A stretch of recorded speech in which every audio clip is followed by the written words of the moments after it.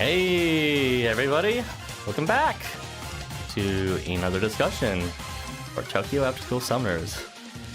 It has been quite a short time since our last stream, hasn't it? Oh yeah, joining me today is our very own Zalgus. Say hi to the audience. Hello.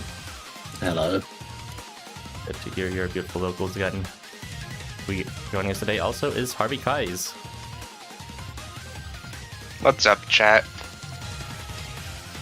We shall see what's up. And a brand new guest for us today, also the artist for the new fan art that you can see on screen right now, Carni Aoii. Say hello. Hello. Thanks for having me, Era. Awesome. Also, hello, chat.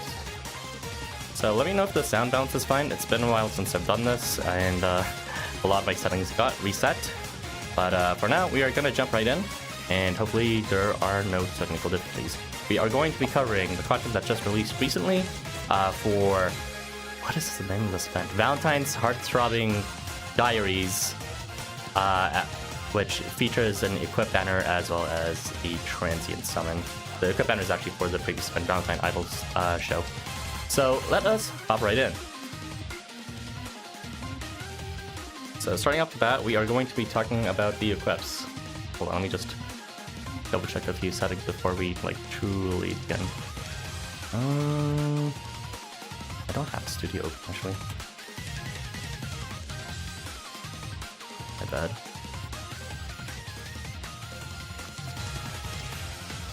Alright, we should be live. Good. Just double checking. Hello. Good to see you, Oddly Rival. It's been too long. We are going to be talking about the equips first. And starting off with these mid-ass 3 stars. Sorry to spoil it for you, but we're going to be talking about the Apollo and Tomte equip. So this equip gives, if you equip it on a unit that is either for what's called Apollo, Tomte, or a shot unit, magic or thrust, you can resist charm at a 50% rate, and you can also heal yourself at a 40% rate for 200, or rather 100 HP, even worse than I thought. I don't have much to say about this AR, just don't use it. It's another 3-star trash AR. Any comments on this? Like 2-second hot shot pieces before we move on, guys? I feel like these 3-star ARs are getting worse and worse as time goes on. I used to have some bullshit attached where you would do maybe 20% more damage to random status, but you don't even have that here. It's just charm resistance, I guess, but not guaranteed. 50% of the time. Yeah. Yeah, it's pretty fucking mid. I mean, I don't know. I guess the art's okay. Apollo's face is melting. Yeah, it's about as what I'd expect from an art featuring Tomte and Apollo. Two characters that I obviously care about very much. So more generous than I give it credit for. Right. The foot shot is kind of dumb. Yeah, everyone needs to see these lip feet. I just realized some of these slides are a bit out of order, but that's fine. We're just gonna add the bit for now. Carni, any other thoughts? Otherwise, I'm just gonna move on. Yeah, let's continue. And the other one. I don't have any. You pass this. Alright, let's move on. Alright, so we're going to talk about the other 3-star AR, which is featuring the entire Valentine Idol show cast. And, what does this even do? Spirit to allies left and right at 30% rate at turn start. And concentration advantage at 1.4 times. Also, do not use this equip. It does have a pretty broad range of equipable units, but you could always just find a different equip instead. I do like the art though. I do think Echo is very cute there in terms of being supported by his entire team. And if you read the story, which I still in the process am, it really does highlight Echo quite well. So.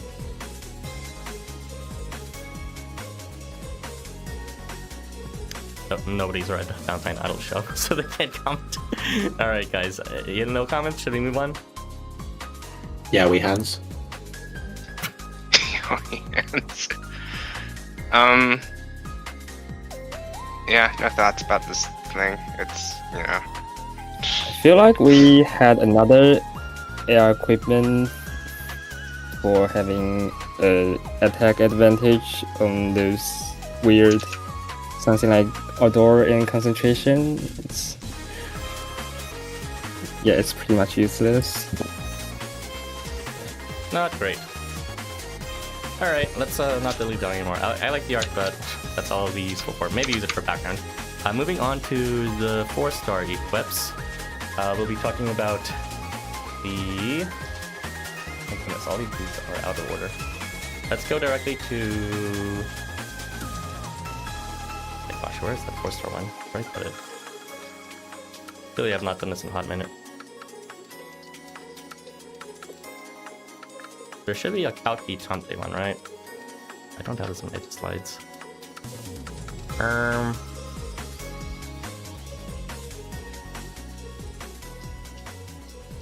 Let's see. Kalki, Tomte, Kalki, Tomte. I'm gonna be so mad if I didn't add it here. Okay, it's right there. Good. Slide it all the way up. There you are. Alright, so we are going to be talking about this thing now. Increased recovery to allies that are around the unit that is equipping it on arrival at 60%. And in addition to that, it also offers some reactive healing whenever the unit is attacked at 100%. So there's a chance of like revival for this equip. That's probably the fanciest thing it can offer. In terms of increased recovery, I'll say, I mean, it's not... It's only for a few turns, but it's okay, I guess. Maybe you'll want to equip this on certain units like Pastra's Snowland variant, who does a bunch of healing and can benefit from that increased recovery to his allies. But other than that, you know, it's kind of like a bare minimum useful AR that's only for few turns because it is just healing anyways and only for 2 turns, so not great.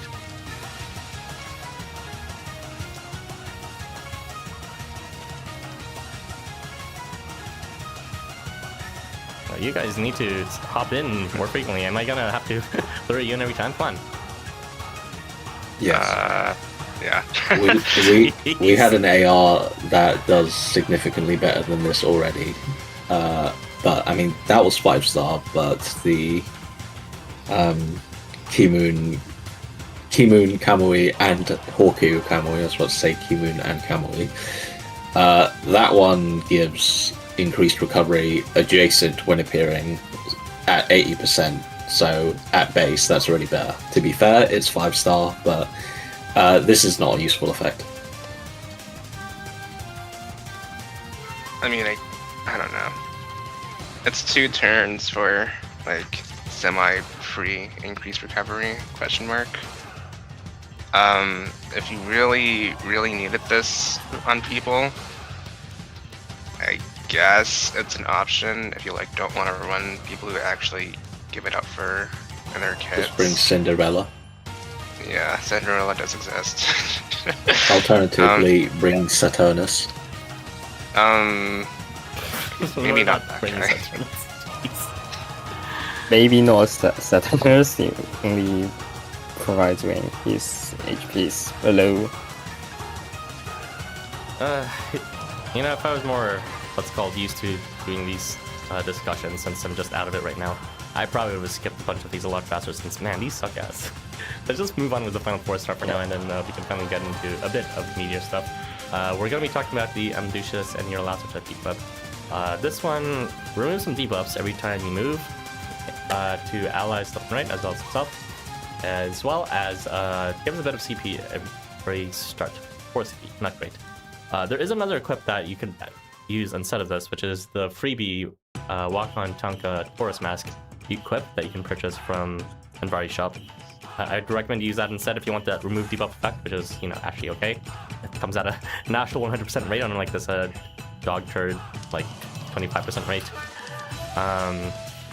Other than that, yeah, I don't know, the art's fine, I guess. CP worse than launch 3-star ARs. Yeah, that's fucking crazy. I mean, I guess the movement effect is alright. The base rate is like atrocious, but like the potential is there to potentially like get rid of 3 debuffs off your team. So No, it's okay not. with okay. I feel like the move phase CP game must be it's probably the worst timing if you want to do the loop thing or.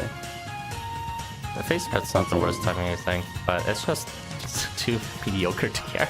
There's so many other better ones, aren't there? Like, what was the standard for CP on self again from those 3 or 4-star ones?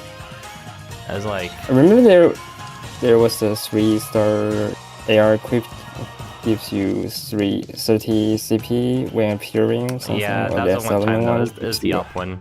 Generally, the face start ones, I think they were like 10 CP each. As Zalgus alluded to, 4 CP not even guaranteed is not acceptable. The Shino one is pretty good also. Shiro one, it gives his allies. Yeah, that's not quite the same sense to no, allies, no, but yeah. no, spin-offs, right. Alright, we're There's done with... a removed one with Koteron gives you 50.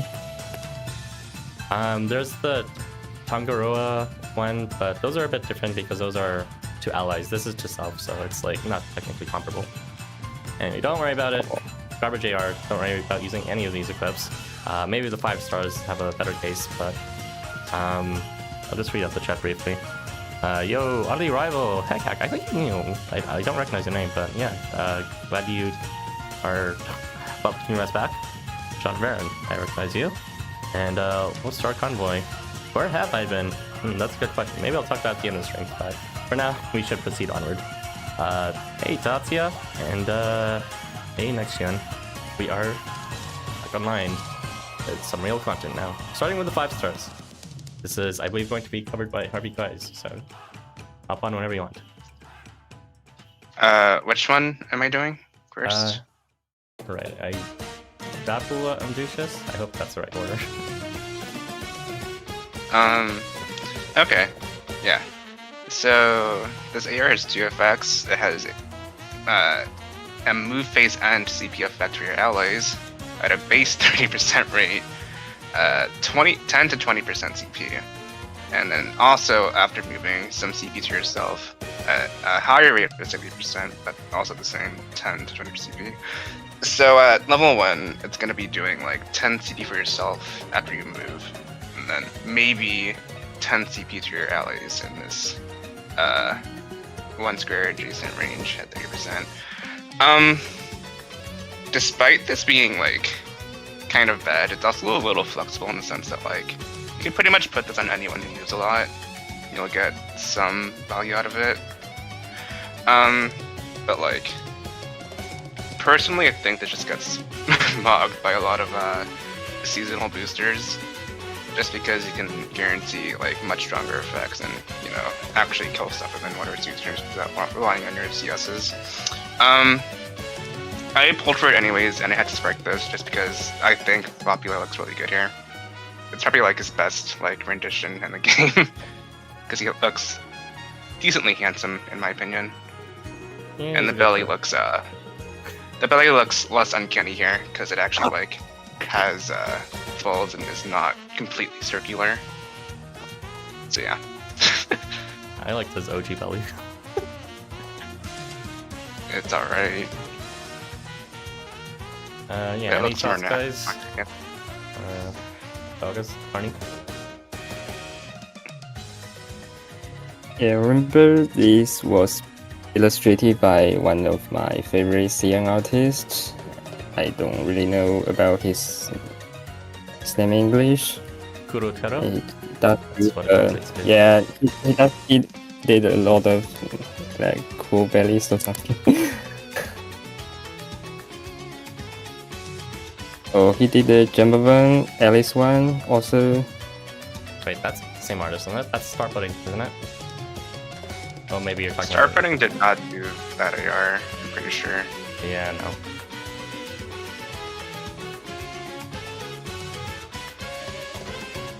I guess. Oh, I guess I'll go. Yes, I also think that Vapula looks quite a bit cuter here. There's something about his face in his normal art. I think it's his eyes is a bit unsettling. to me. So he obviously doesn't have them here, so he's a bit more generically cute. But at any rate, yeah, I do think he looks cute here. Amduscias' eyes are kind of staring into your soul, but whatever. It's not that one. It is unfortunate that Amduscias got the icon here, but I probably wasn't going to use this a lot anyways, and you know, I'm just setting it as like my home screen, so it's whatever, I suppose. I actually got surprised that Vapula has like 5 ARs right now that he's featured in. I didn't realize it'd be that many, but I guess time's actually. I hope you're not counting that one 3-star AR. We don't talk about that. I am unfortunately talking about it. Yeah, looking at that 3-star art, and I'm looking at this art, that is like actual whiplash. Vapula gets around. He's part of the Creators Guild, and he just happens to be an inspiration for them, I guess. I don't know. He's just popular, dude. Yeah. I'm glad the Vapula stands jumped out, and it's not just me. I feel like barely anyone says or professes like Vapula, so nice to hear. You guys are on board too. Yeah, let's move on to the next topic. Harvey is going to close off the equip discussion with the final 5-star that was released. Okay, yeah. So this AR gives you concentration at a 50% rate of phase start, and move phase end equivalent to yourself and allies at this adjacent range at a base 30%. This is kind of a middling AR, especially at level 1, where you can't guarantee anything. And especially since, you know, concentrations will also probably be level 1, which means if you have other sources of concentration, it's going to be stuck at like this 10% damage increase or some bullshit like that. But, you know, as like raw proc boosting, it's pretty decent. I guess the issue is just that, like, I don't think you'll have a lot of chances to equip this, in the sense that, like, either your team or other ARs will help to cover your proc rate needs. But yeah, I guess it is a option if you need proc boosting. Yeah, I don't just use the beast tamers for the board wide. I think this is okay because it's refreshable. I mean, you know, it can't. These equips can't really equip with a phase start guaranteed equips from the seasonal ones. But the fact that it refreshes without even needing to move, and it can also stock with concentration, it's like, it's okay. It's not that bad for like a gotcha equip. I'd say some units can use it better than others, like if you have like someone like Fafnir who can refresh the concentration in Glint and actually take advantage of it meaningfully. And then you have like a bunch of like low rate units that have like decent effects that can use it, such as there's Kenta, there's a Valentine range, there's this low rate as crit and attack up, all that. There's Inaba, who can use it to boost his CP gen. There is Bathin's Saturday variant for his like charm and whatever, which is not the highest rate if you want to use that. And you know, just as a last rate example, there's also Koshchei's base version if you want like a higher chance of that countdown, which is abysmally low. So not terrible in my opinion. Just you know, you're not gonna be farming with it. It's gonna be for skirmish or some shit like that. Yeah, I got this AR like twice, I think, when I was trying to get Vapula. I got a little mad because it doesn't really scale that well and just gets a bit more reliable. But yeah, the art looks nice at least. Yeah, it's incredibly cute. He actually is the artist for this. I forgot who it was. I cannot read kanji, so I don't know. I see. Alright, no other comments on this dude? Should we move on, guys, into the actual units? Dude. do that, girls. I don't know. Yeah, go ahead. Alright, guys. We're now going to be moving on to the first transient topic. This is going to be Koshchei, who is from Russian mythos. I don't know much beyond that, though. This is going to be covered by Zalgus. Go right ahead when you're ready. All right. So Koshchei, which is what I'm going to be say his name as because whatever. He's supposed to be some kind of Russian like lich sort of thing. The story vaguely he's like a reoccurring villain in various Russian mythos, and the important thing is just that he usually has a spell to seal away his death in some other object, which he then hides in another object, and so on and so forth, like a Russian nesting doll, I guess. So yeah, he's basically a lich. Isn't that like essentially Horcruxes from Harry Potter? Yeah. I mean, yeah, that is what a lich is. A lich is someone who places their soul into a container, and as long as that container is unharmed, whether their body dies or not, they can come back to life. So yes, Voldemort is a lich. Well, checks out from the movie. Anyway, so his kit is split between a fair amount of lifesteal tanking and throwing a ton of debuffs onto enemies. Well, ton is maybe exaggerating, and that will serve to also remove their buffs as a result of one of his unique skills.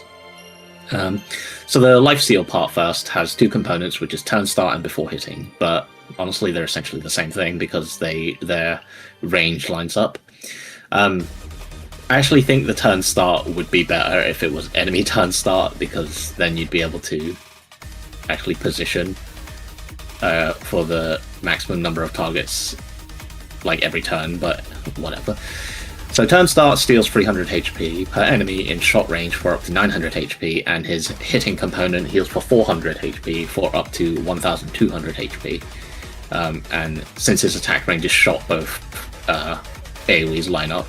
So at best you're going to be healing for 2100 HP, which is an alright amount, but only if you back it up with defensive statuses, as we've said many times before. If his HP is at least 100% on enemy turn start, he also gains guts, so he'll usually get this at least once per battle, barring like any strange enemy effects like when appearing reduce your HP. But if you can heal him, he can get it back, though with his skills alone he would need at least 3 turns to get guts back from 1 HP, and realistically I don't think that's going to happen. More on that later.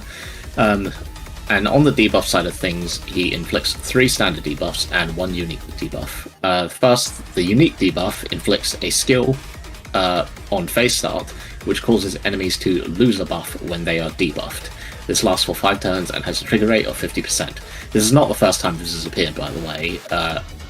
Bale 4 from the Valentine's whatever event, I forget the name of it. Or no, Summer Idol. Was it the Summer Idols event? I can't remember. It was the one with Yagolanak. That was what was it called? Shoot, Summer Host, something like that. Summer Host, not Idol. Yes, that one. So Bale 4 actually inflicts a similar debuff, but it lasts 4 turns instead of 5. So the rate of 50% is kind of low, but given how debilitating debuffs can already be, and how you can stack multiple debuffs at once, or repeatedly in one turn, the debuff removal can be kind of nice, but it's 50%. For a unit like Tangaroa Mugen or Hasta, who could spread like 4+ debuffs onto an enemy at once, it can be pretty good at fishing for the removal multiple times. Of course, with that kind of proc rate, it's totally possible for you to just fail every single roll, but that is a team comp option to pair Koshchei with a bunch of debuffers to try and remove the enemy's buffs. But I'm not sure if I would really call it that effective of an option, but anyway. His normal buffs, or his normal debuffs, excuse me, are Obstruct, Dazzle, and Weakness. They all have the same spread range of the enemy that you hit and the enemies left and right adjacent. Obstruct is the easiest to apply. It's just on being hit, or rather on attacking when the enemy gets hit. It's 80% raise, so that's fine. I mean, Obstruct sucks, but who cares? It's more for the purposes of triggering his debuff, remove buff. God, it's going to be a mouthful. Dazzle applies when Koshchei gets hit, and Weakness is also when attacking, but he has to be at 100% HP. So this kind of starts going into a bit of a problem with Koshchei, which is that in order to lifesteal the maximum amount, you have to be up front, and you have to have a column of 3 enemies in front of you. Most of the time, what this is going to cause is that you're going to get hit by 3 enemies at the minimum, with no defensive options on the first turn, because Dazzle only applies after they hit. So, you know, on turn 1, they're going to... Well, they won't actually hit you at full power, but we'll get into that in a moment. But he has, you know, the guts and the weakness, but the question is, how long is that going to last, really? Because he's going to take a lot of damage, he's going to trigger guts, and then he's just going to be bleeding as he attempts to, you know, crawl back up from 1 HP. So, and he'll need 3 turns to do that because he has 6,000 HP, so I really don't know how good that's going to work, but he does have a evasion phase start, which is nice to get the debuffs rolling, most importantly Dazzle. So he'll get hit turn 1 for no damage because he has evasion, and then on turn 2 he'll benefit from Dazzle and he can lifesteal back that bit of HP, and since they have Dazzle, then he can maybe actually get back to 100% HP, but after that it's kind of a toss-up. Also, he has like a pathetic 20% chance to give evasion to allies. It's a strange timing. Right. I don't think it's supposed to be that timing. Mm-hmm. What was it? After not moving. I mean, he doesn't really have to move anyway, but you will need to shift him about if you want to position him for better life stealing. I just mean, like, we never see this timing unless it's mistakenly fixed it like a day later or some shit like that. So it's peculiar from the side. Apollo Stone. So his game plan seems to be to go up front to 3 enemies, lifesteal them, debuff them, take no damage because you have evasion, and then he gets hit and debuffs them more. And in practice, I don't really think this is the sort of thing he can do on his own. Dazzle is a single damage multiplier, so, and it has a low turn duration, and it has a bad proc rate of 60%. And 2.1k HP healing is really not enough, especially not with that positioning, like I said, being in front of 3 enemies, because he's going to just keep getting hit. And yeah, like I said, the guts is also, I wouldn't say useless, but it's not that great either. If you trigger guts, you're now at 1 HP. You're going to heal at most 2.1k HP, so you need 3 turns to get back to full HP. Assuming you don't get hit, except you're in front of 3 enemies, with only Dazzle, maybe, to help you. Also, debatable, but you might consider him getting worse the more HP, blossoms and seeds and levels you give him, because then it becomes even harder to get back to 100% HP, because for some reason they still haven't thought to give people percent HP lifesteal, but whatever. So you would need to pair him with people who can provide him defensive buffs if he actually wants to hold the front line. Luckily he doesn't need to move, besides for positioning him in the front line, but someone else can do that for him. So there's plenty of units who could have him there, preferably the ones who apply debuffs to synergize with his unique debuff. Now, it would be really easy to bring up really obviously overpowered units like Glashtin and Summer Tindalos, who will obviously jack up his defense into the moon while also bringing some debuffs. So instead of mentioning them, I'll say bring people who apply stuff like Curse or Bind to further synergize with his debuff thing and further reduce their damage. Something like Bale 4, ironically. And also Bale 5 is good too. Licho 4 is also an option. I was just going through the list of people and seeing who actually had Curse. Yeah, I was like, I was not expecting to hear Bale 4 mentioned this many times on stream. It's like... I mean, it's just because they serve the same purpose. And yeah, Licho 4 will apply Curse, Skill Lock, and potentially shut their range down, which will further help Koshchei survive by not getting hit by 3 enemies at once. Unless the blow happens to make it worse, but that's neither here nor there. Now, do I think this kit is unique enough to really make him worth building? Not unless you like him. As a frontliner, he's too squishy without outside assistance, and for removing buffs en masse, we have better units.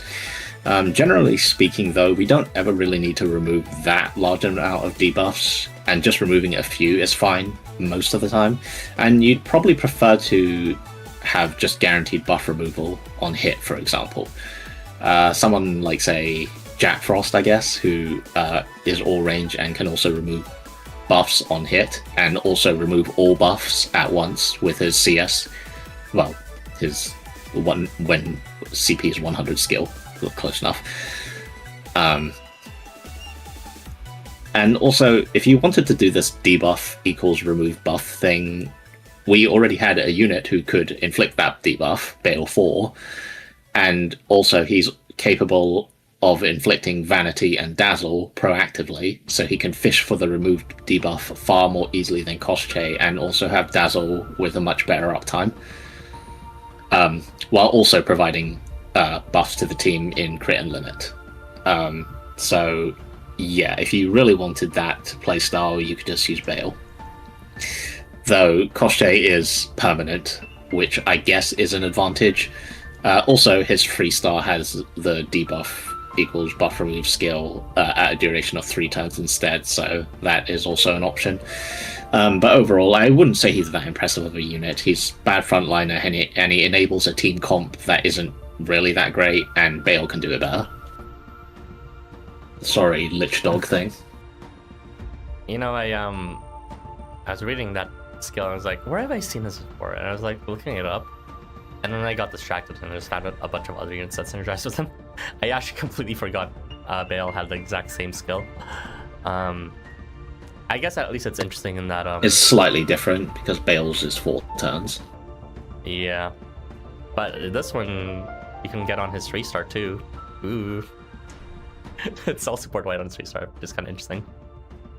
You need to stack them together, so you roll for it twice, or you remove twice as many debuffs per buff. Ooh. I guess you could do that. You could also triple stack it if you put one of the Koshcheis in support. So for the first 3 turns, they have a 50, or was it like 12.5% chance, or I guess the inverse, 80 point, or 90 point something, 75% chance to, I don't know. No, I had it first the right time, but I guess you could do that. That sounds stupid. Yeah. Sorry, go on. Oh, alright. Yeah, unfortunate. This unit's just not very good. He's kind of selfish in the sense that, like, all of his stuff is, like, supposed to benefit him and, like, debilitate the enemy, but, like, those effects are, again, replaceable. And the benefit that he gives to your team is just that, like, he survives more. He keeps pumping out this, like, mediocre effect of, like, oh, maybe I will remove a buff, and maybe I will apply Dazzle, you know? Yeah. He's just like, he's not great, but this is kind of like 100% on par for any other permanent 4-star release on an event. If anything, he's slightly better than your average one, which is incredibly sad. I thought Carbuncle's better than this. I already forgot what this is, and I like Carbuncle. Just like reflect debuff and remove debuff or something. I don't know. Something blessing. Yeah. I think he has Ardor, but the only thing I know him for is Prayer, but that's only for my personal purposes. I mean, yeah, I don't know. It's just it's on par for Permanent 4 stars. So I came in expecting nothing, and I came away slightly pleased with the fact that he had a board-wide effect that was previously tied to a limited 4-star. So it's okay. But is it like worth playing? I mean, was Bale worth playing? Questionable. So it's there. I mean, he was more worth than this because he has crit limit. True. Too many besto skills.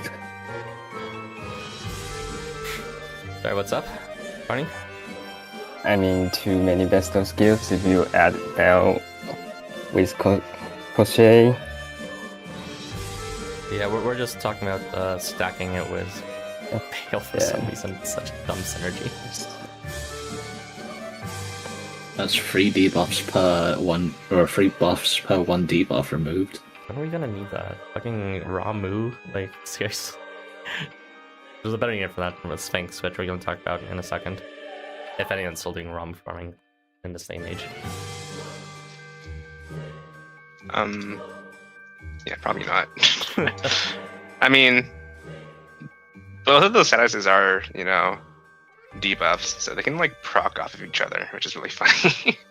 Oh yeah, it's neat. Yeah, FYI, these are debuffs that trigger on debuff.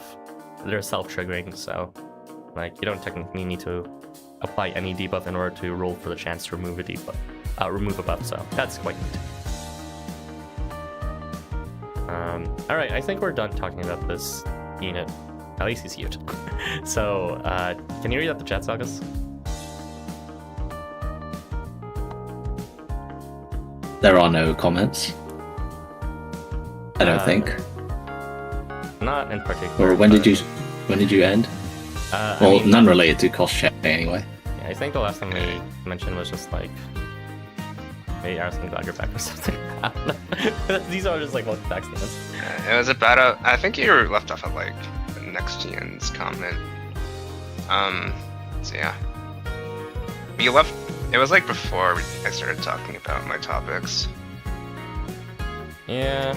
All right. Well, I'll just read it out if you like kind of nothing burger. Welcome back. Hello, Vapula writer. Vapula for right. For life. I don't know why I said right. Yeah, I'm glad the Vapula sensor showing up. Orion Perez, thank you for the 20. You got a lovely fursona drawing Arathun. Thanks to Carni here who's joining us today. I'm very happy to see you back, man.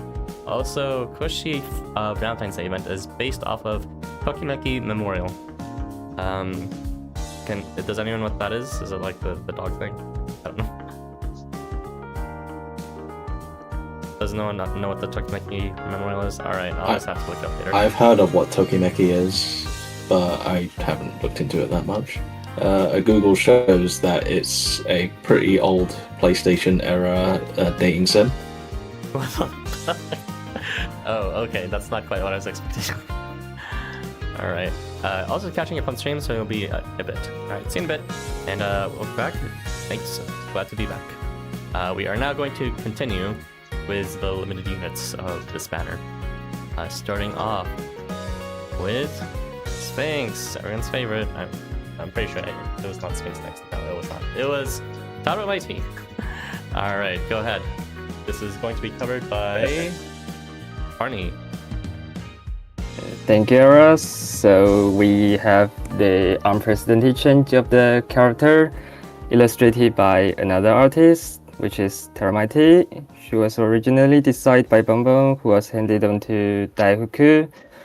The illustrator of Echo, Asteros, also Linensis, presenting us such a wonderful variant.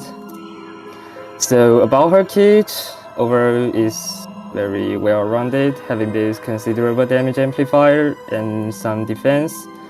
Also charm to disrupt enemies.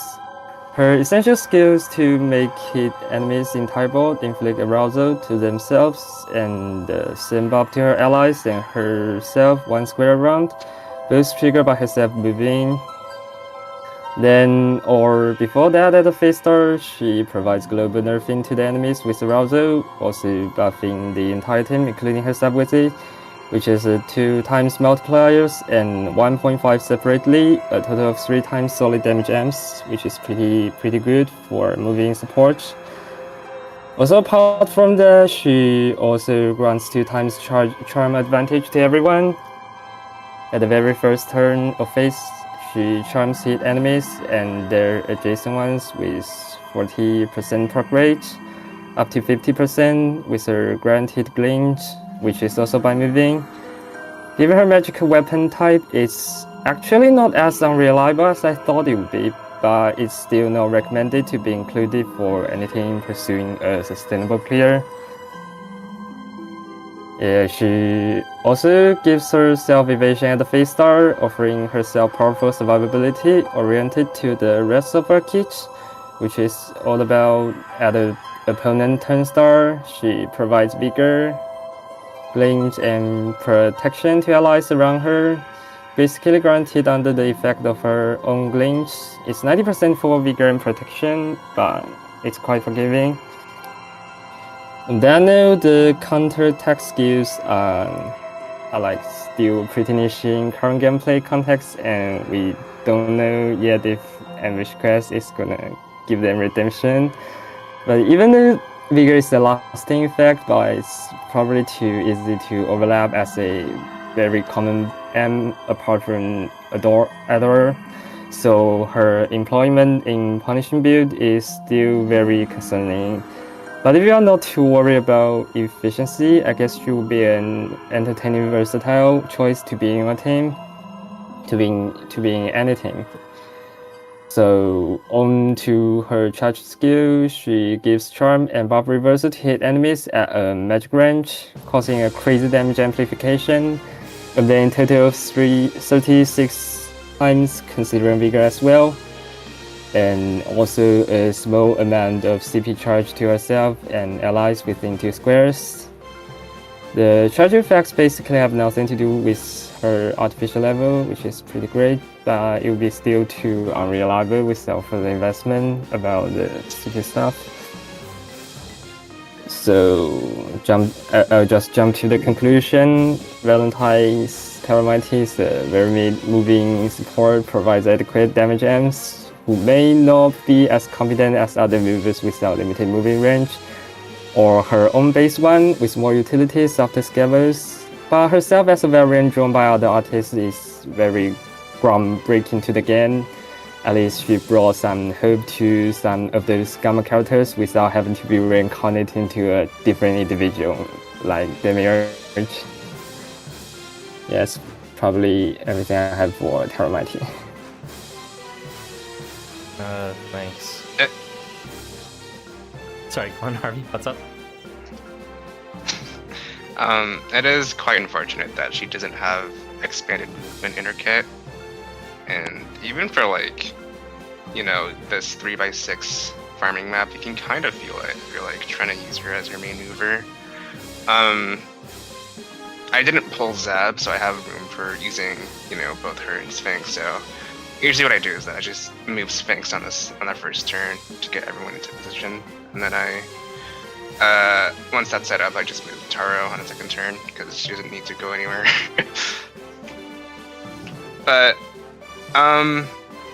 it is one of the more interesting kits, I'd say. I don't think anyone's like been relying on like the opponent turn star trigger like as much as her until now. They are replaceable effects, but it's still interesting, I think. Yeah. That element is very unfortunate because it means she can't equip the one AR that most synergizes with her kit. It is an AI I'd rather not talk about because it's ugly. It is the Cipactli Poker Hombre Tigre AR. Is it arousal? Which can only... It is arousal strengthening, yes. To self and allies permanently, which is impressive. 1.5 times damage per amp You said globally. it's permanent? I mean, that means anyone can equip it. She doesn't have to equip it, right? So... Like anyone in your whoops. team, rather, right? I let go of it. Whoops. It's a permanent amp. I mean, but I mean, I guess it is also a permanent AR. But it would be nice if she herself could equip it, considering, I mean, she's the one who wants to use it. But you said it applies to all allies, so Yes, self all allies globally at 100% rate. so that means like anyone can take advantage of it, really, or rather, anyone Yes. in her team can work with it. Yeah. Yes, fire, wood, water.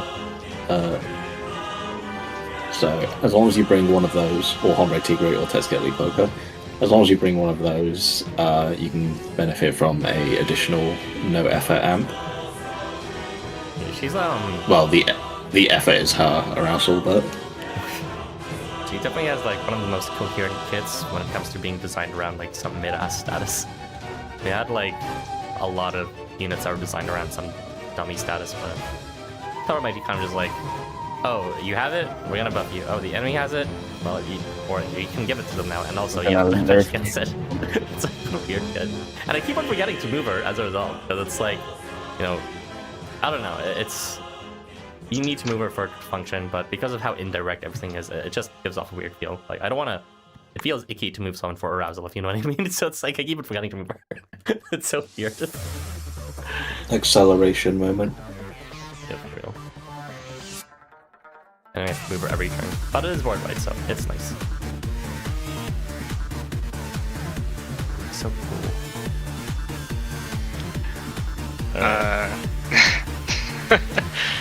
Yeah, it's really nice art, I think. Really, really great. Too bad I can't look at the image on the wikis right now. Yeah, Something they're all broke. good. That's why I'm cheating, relying on the what's called the info page images. Yeah. Who maintains the Housamo wiki anyway? It's Twigs, right? No, not that one. The backup. Well, the images are Wrong. maintained by Twigs, Or- right? And the backup is just Oh, maintained okay, by that would explain it.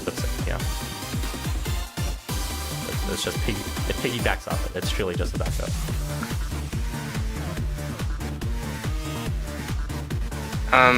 But yeah, it's neat. I'm not sure if I would ever really use it though. I like her. I guess the amps are like kind of unique because they're just like based around her browser and shit. So, as for like starting accounts, it's pretty good, I think. It's just weird that someone first affect like opponent turn start. Like, why is bigger opponent turn start? Why is a flint opponent turn start? Just make it worse for no reason. It's so strange. It's because we're forced to use her with Cipactli in a farming event. And, you know, when their turn starts, even though they're gonna die, she'll still trigger the effects. So I guess that's kind of funny.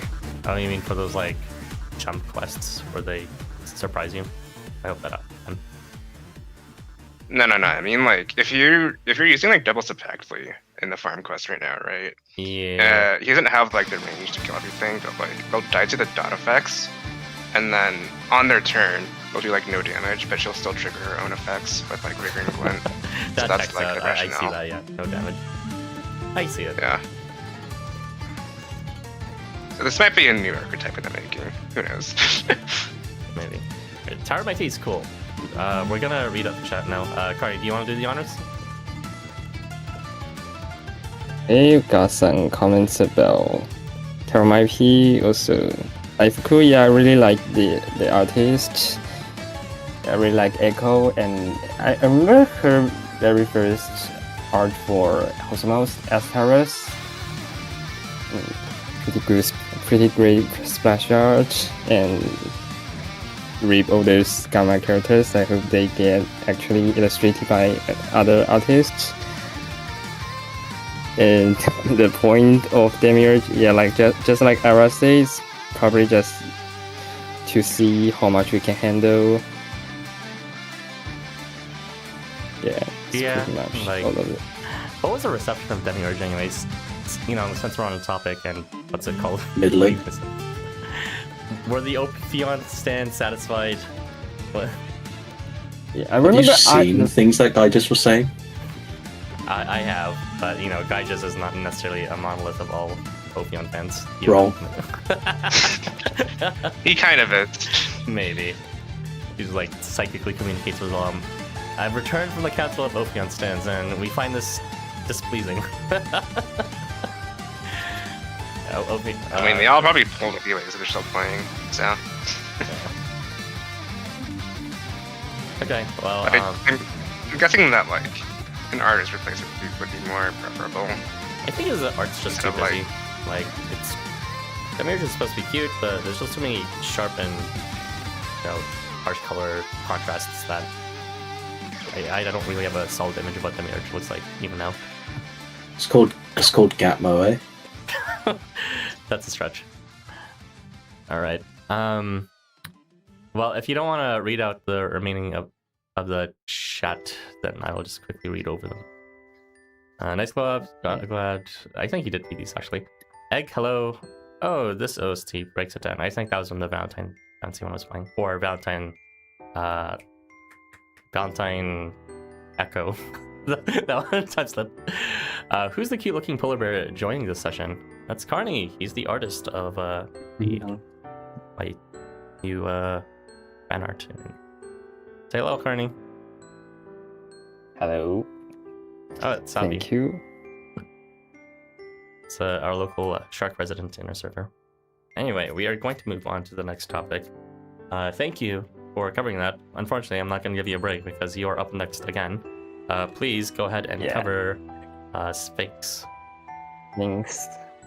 Okay, so let's open Valentine Sphinx, who is clearly the gimmick character of this batch. Well, his core ability reduces all enemies' HP by 5% after they receive a buff, while grants limit, glint, and poison reversal to both enemies and allies within a 2-tile radius centered on himself after moving.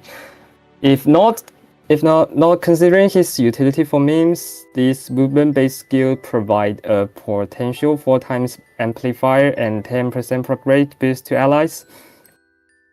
But note that he has horizontal movement expansion as well.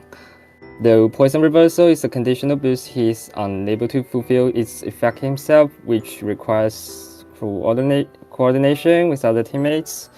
However, only a few characters can inflict poison on allies without also taking up the movement slot and not overlapping the reversal itself, which are probably Ig and Haster, but they both kind of like synergy with Sphinx's HP reduction gimmicks. Not to mention, Ig provides a limit as well, and we also don't want enemies to get poisoned, so we'll skip it. So let me just briefly cover the rest of his keys so I can get to his charge attack. Here we have some global glint weakening to enemies, but it only nerfs their attack by 0.7 multipliers, pretty much useless. Then there's charm resistance within 1 tile around him and tenacity to himself after moving. Also glint to himself at the turn start, basically only for vibing, and he applies confusion to enemies and darkness when himself gets hit. There's also some civic gain after hitting, which is fairly inconsequential, so just gonna jump onto his charge attack. His charge attack, which is ball range, applies additional 10% of HP reduction, stackable with the previous one, with 5% to hit enemies and once besides him. He also reapplies all hit enemies' previous buffs, making him a cheap version of SS Genon and Juron combination, reducing affected enemies' HP by 60% in total in a single charge attack. All the enemies in front of him.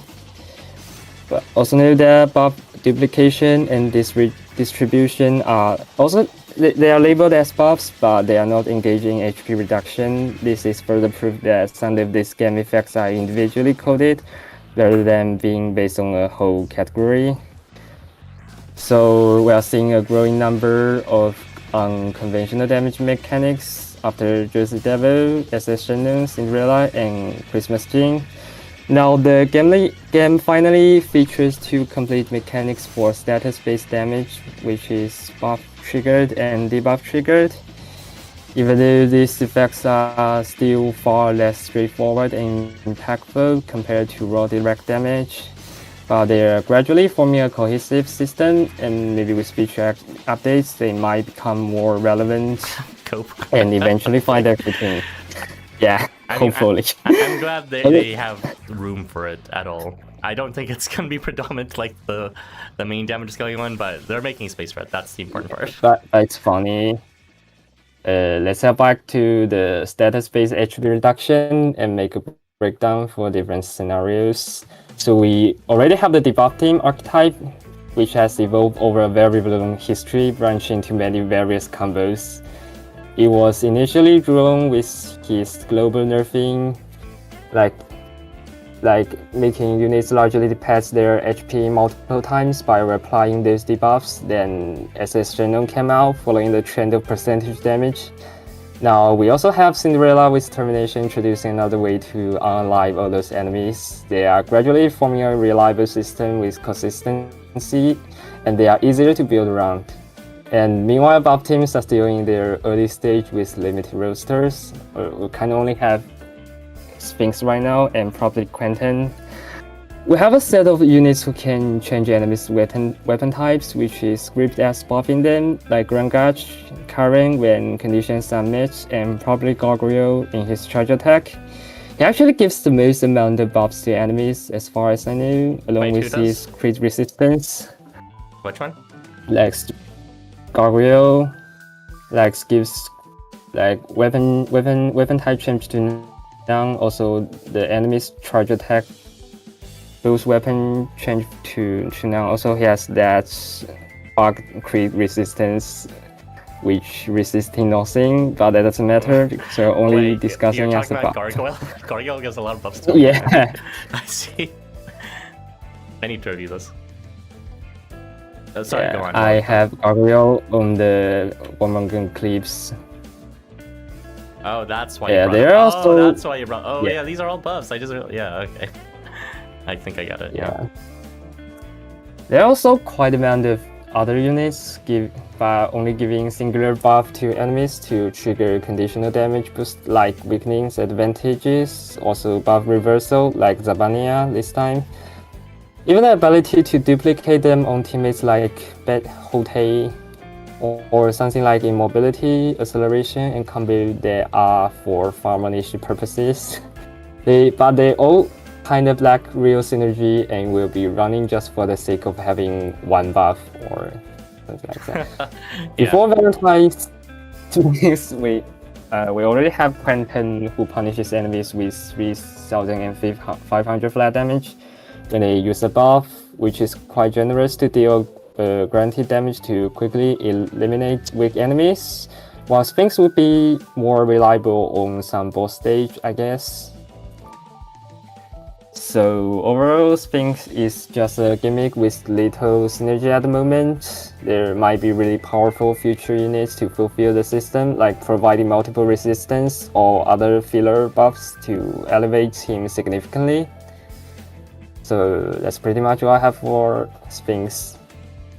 Continue your discussion, folks. Did they ever fix Gargoyle's crit resistance thing? They No. never. Awesome. So I already set their report on it. They don't even give a shit. Whatever. Yeah, they even rerun him like in last like a year and a half or page something. banner. It's whatever. Bro, the shit's You don't need like resistance anyways. It was a lame ass effect.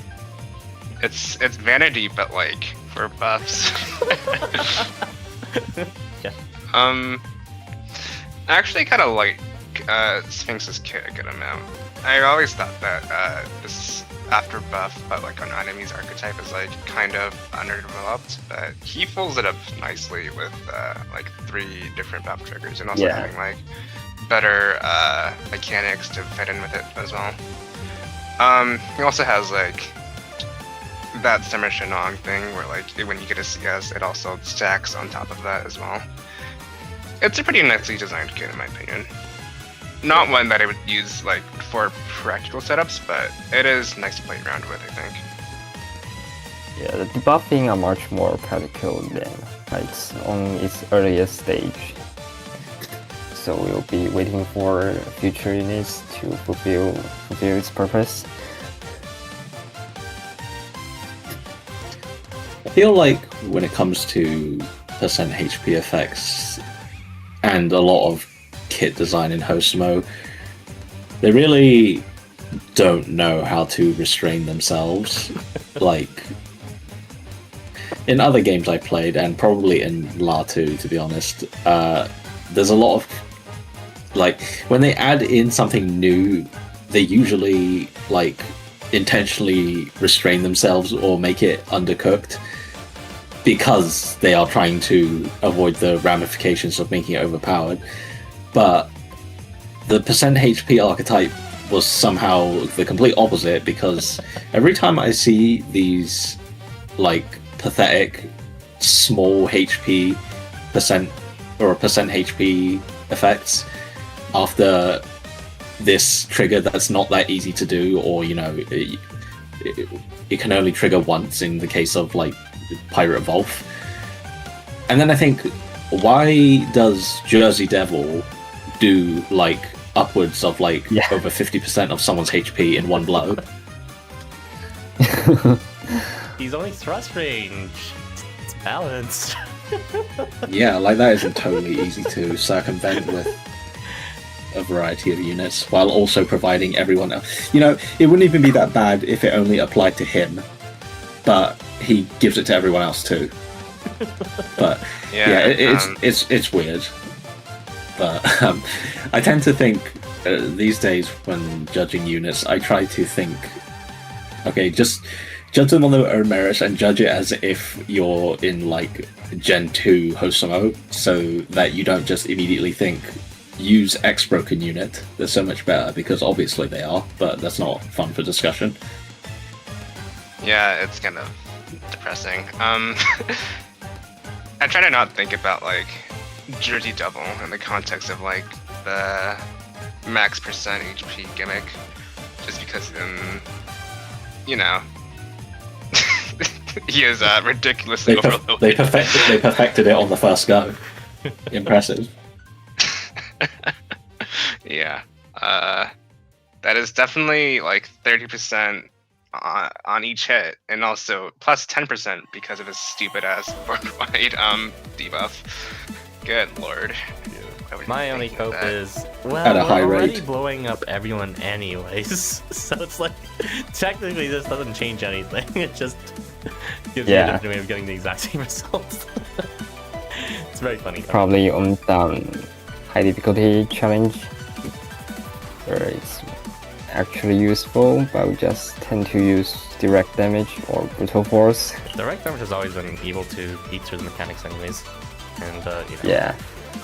Jersey Devil. I will say they did actually counter Jersey Devil one time, because the fucking enemies started with HP loss reversal, so I actually had to, I was using 3-star Jersey Devil at the time, and I actually had to plan around stalling for like 3 turns or something. It's fucking annoying. But that was a rare moment of actually getting countered. But yeah, I don't know. So Sphinx is fine. It's just in the face of these other units. But again, try not to think about it like that. I just think it's funny. This is probably the peak of the stream in terms of how interesting it will get. It's 4 fucking Sphinx of all units, and oh my goodness, like the moment Carni started, like, opened his mouth, and then he's like telling us about the history of like damage paradigms, and then he was like elaborating on Sphinx. I was like, oh yeah, I remember Sphinx's original kill was also total train wreck in terms of explaining every single little detail. Sphinx is doing it all right. What the fuck is wrong with this? I just... He has always been like one of the more interesting units in the game, so I guess it checks out. He also even got the more interesting CQ. That's true. Yeah. For better, of course. Yeah.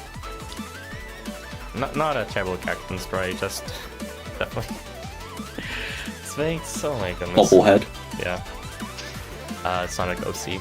Yeah, it's not exactly easy to get the 50% anyways, since this charge is not free to get, but if you plan around it like Carni does super easily, like he breeds AR, then yeah, you have another Jersey Devil in your hands. Oh, I say that, but you could just like use fucking as a sauce Jersey Devil or something to move in front of someone for 99. Can you believe that? I regret not being able to talk about that on stream. Remember Alpha Omega as a sauce, you just move in front of someone and you take away 99% of their health. That's so stupid. Oh my god. Just to like remind you of like Disgusting. how broken this game already is. Oh my gosh, I cannot believe. Can't believe we got that fucking main quest variant Gunzo banner afterwards. What was And that? then he was like shoved in like right before Glass Jin's existence. Like, okay. And the fact that Humo was better, and the fact that Gurun got, which was like just the unit that was better than everyone better. And then Flashton happened, and Rockmore happened, and everyone was like, wow, there's like, oh, just another broken unit at this point. But yeah, I will never get over Alpha Omega thought, because like that's just stupid. On top of 90%, that's just like board wide blind. I'm sorry, I don't know why we're talking about different units, but like just Sphinx and this like meta gameplay dialogue is making me like, yeah, we're well past the point of like bounce, so let's not pretend that bounce is even a thing in this game anymore. Jeez. You know, I forgot that the stupid Gunzo and Humor variants existed.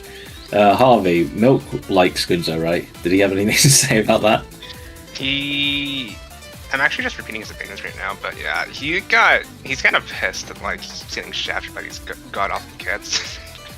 And like, if not only that, but like it's him being a defensive unit, but also like being bad at defense, and he's like stuck between two banners with really really strong defensive units too.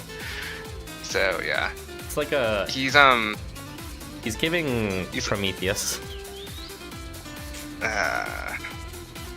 Well, I've kind of long given up on like my faves getting good kits in this game, so it is what it is. In any case, your Licho still has one of the more interesting kits. Let's go. Thanks. I mean, I like the Illuminati attack range. It is pretty funny, yeah, but anyways. I kind of like. I think Sphinx got a good upgrade for his art for his variant, so that's nice. It's less Sphinx. toxic. Yeah. Yeah. The rendering is better than his base art. Someone should make an edit where they remove his gold tooth, like that. Those images where they like reduce or remove like anime girls with snaggle tooths, because the gold tooth still bugs me. They should remove all his teeth except for the gold tooth and make it one of those like hillbilly memes. I Alright. think I just like this event's outfit theme in general. I'm always a big fan of like themes where they actually wear nice looking outfits.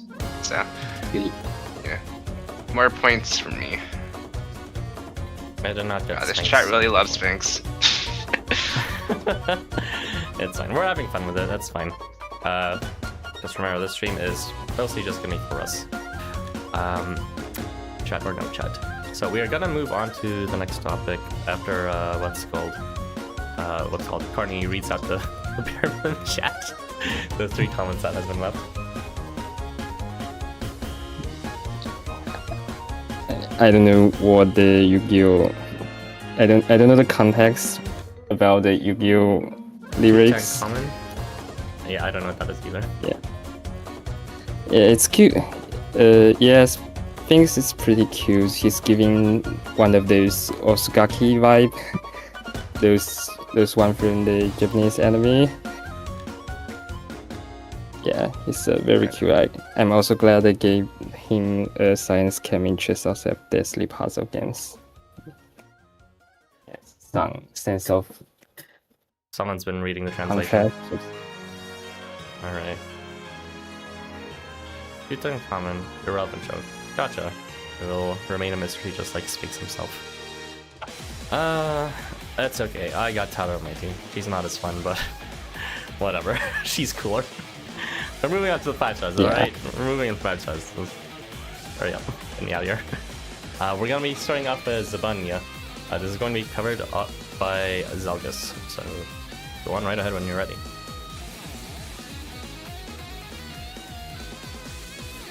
Let's see. Can I be ready for this?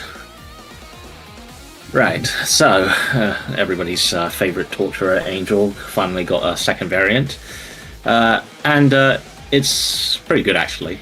I would say more than pretty good, but to briefly summarize, he's a powerful generalist unit, which in the landscape of the game currently, that's a very good trait to have, because we all aspire to be units like Summon Tindalos or Mononobe. Though, even among generalists, Zabaniyya still has some traits that are unique to him that are really good. And he inflicts plenty of disabling and also has a lot of both offensive and defensive utility. So, first of all, he has Phase Start Global Buff Reversal, which we've seen before, but he also has a Phase Start Global Blessing to allies and enemies. Dead. So the units who had Global Buff Reversal, there were only 2 of them. Christmas Jacob, he was the first one to have it, and Azathoth Alpha Omega, who has no buffs to enemies. There's also and Christmas Jacob...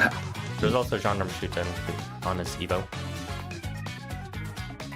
Well, unfortunately, I did not see that in the list, so... who? Okay. So, yeah, Christmas Jacob has to hit enemies with his wimpy thrust range to start applying Blessing in a pretty small range too. And Azathoth Alpha Omega has no buffs to enemies, so he needs someone else to help him trigger Buff Reversal or an AR. But Valentine Zabaniyya is capable of triggering his Buff Reversal immediately with no effort, and that is just a very strong start to the phase, because that completely neuters enemies' defenses because it cuts their attack by a quarter and defense by half-ish. Also, on phase start, he inflicts concentration to allies globally, purification and 2 square diamond radius, but most interestingly, he applies immobility to all enemies. The concentration and purification are nice, but immobility is probably the jewel of his kit, in my opinion. So we currently only have 2 units who can inflict immobility onto enemies, which are both rarities of Curran and Heilong Yi Xuan's 5-star CS, which, if you didn't remember that, I wouldn't blame you, because that's very obscure. As immobility is a buff, it's rare that an enemy is going to be able to resist it. So that makes it likely that Zabaniyya is just going to immediately stun enemies for 3 turns on phase start, which is really strong. Typically these global stun skills are limited to 1 turn duration, like Hombre Tigre and Kimun Kamui's Oppression globally, but Zabaniyya stun just lasts for 3 times that. Curran's is also only a 3x3 range as well, so Zabaniyya's actually got a much larger range. Also, Curran's is on turn style or something, or enemy turn style, something like that. So hers is refreshable at least, but obviously Curran has other reasons that she's broken, so this isn't really a proper comparison point. But Zabaniyya's immobility is extremely strong.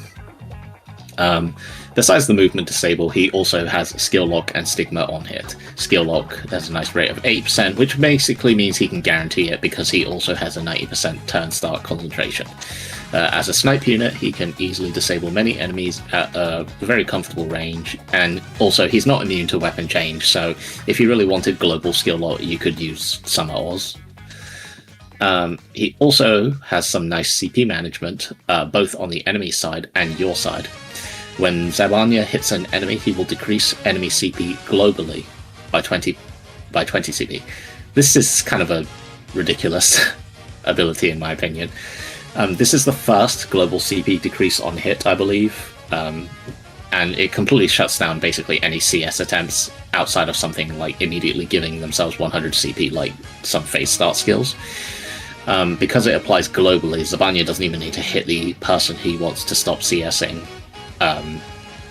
which could be good if that unit has some counter when hit skill.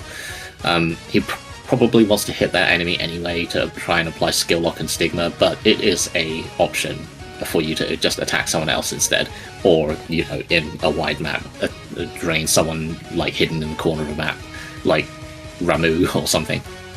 I mean, he can hit them anyway because he's sniped, but... and to your team, Zabaniyya will give himself 8 CP per buff, and allies around him 14 CP when he hits things. The rates are 60 and 70%, so not guaranteeable on his own, but fairly high when considering concentration and skill seeds. If you hit 3 enemies, because that's what you're going to hit most of the time, you're going to hit 5 enemies unless you're pushed all the way back. That's a nice 42 CP for allies. If you wanted to use Summer Oz with him, that would increase his range, so he could easily probably get you 100 CP per turn. His CS is also pretty good. It's still the skill lock from his normal hit to hit enemies and left and right and adjacent, but it also gives him damage reversal for invulnerability, and also gives CP to allies around, so they made sure that he applies everything he normally does, besides Stigma, but Stigma lasts a decent amount of time anyway. And then he's got some other miscellaneous skills: protection to allies around him on move phase end for a constant defense up, charm to attackers when he gets hit, and also guts to self before being hit at a rate of 40%. That guts is actually interesting because it means he could be effectively unkillable as long as he keeps proccing guts, assuming no buff removal or final blow dot kills him. You realistically can't guarantee it though, because like at 40% rate you're going to get what? Skill seeds 50%, concentration, prey and glint 80%. So then you're kind of left with 20% remaining, like 10% from affiliations. I guess if you move him next to someone he likes, there you go, he's now invulnerable. But yeah, Guts is a bit of a meme, but it's nice to have. So overall, Zabaniyya's a really powerful unit. Like I said, he's a good generalist. He provides offense, defense, skill disabling, movement disabling, CP management on both sides, and a lot of it, etc. The only thing he can't really do, beyond, you know, being completely giga busted like Glashtin and Kurma, is his personal damage kind of blows. Let's see. Because of his attack stat, it's 2.5k, which is really awful. Even with all of his multipliers, he's only dealing 8.2k. But you shouldn't be bringing him for his personal damage anyway. And like I said, I think his most standout ability is the instant 3-turn stun globally with immobility. It just gives you so much time to maneuver as you please, and enemies are unlikely to resist it. In terms of damage multiplication, he's not the strongest. With buff reversal and concentration, that equals to 5.5 times, and Stigma brings that to 12.65 times. But if I'm honest, like I said before, I think it's a bit boring and pointless to just compare everything to the Giga buffers, because obviously you can just say, just use Enigma Oriole and Mononobe and Glashtin or something and blow the enemy board up and, you know, completely disable them. But that's boring. I say, even though... You what? Even keeping up to date with the units that we missed out. I keep on like, you keep on saying Glashtin's OP. I'm like, really? I can't even remember this guy. He's completely ridiculous. He's really hard to kill, and the moment the enemy attempts to attack him, he basically just completely shuts down the entire board for a long time, while still being very highly defensive. I thought Takamaru was stronger, but maybe the first time that he gets hit, he released 2, right? But okay. Yeah, they're both busted in their own ways. I see. For Glashtin, it's just that the first time he gets hit, he just applies Curse and Blind to the entire board. Like, guaranteed, basically.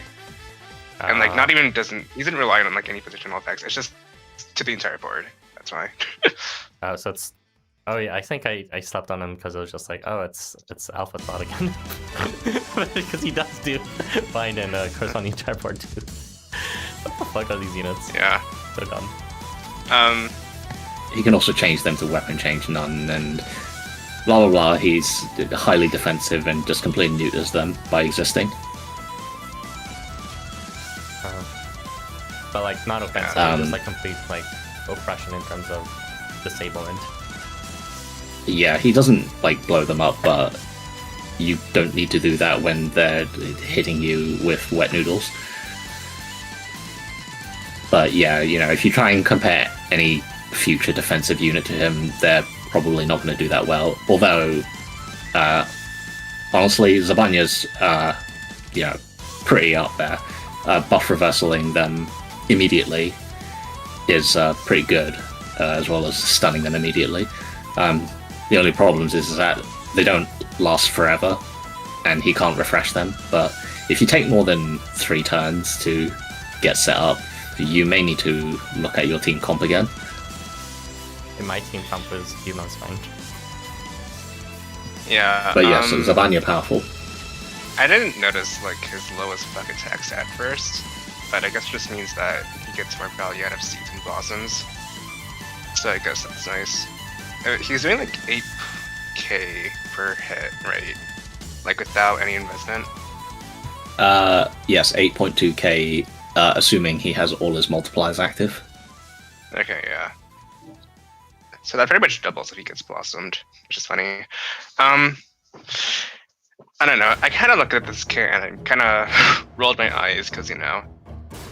I think I was talking to like Fiery about this in Housamo spoilers, where it's like he obviously doesn't.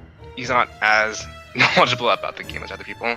So he was like, well, at least Cipactli does stuff. And I was like, dude, are we looking at the same kit right now? Because I'm trying to look at this kit and I'm trying to think of like, what does he not do, right?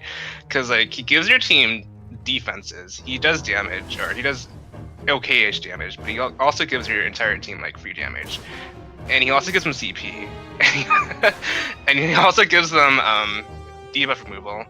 And he also shuts down the enemy's like skills, and he also shuts down their movement as well.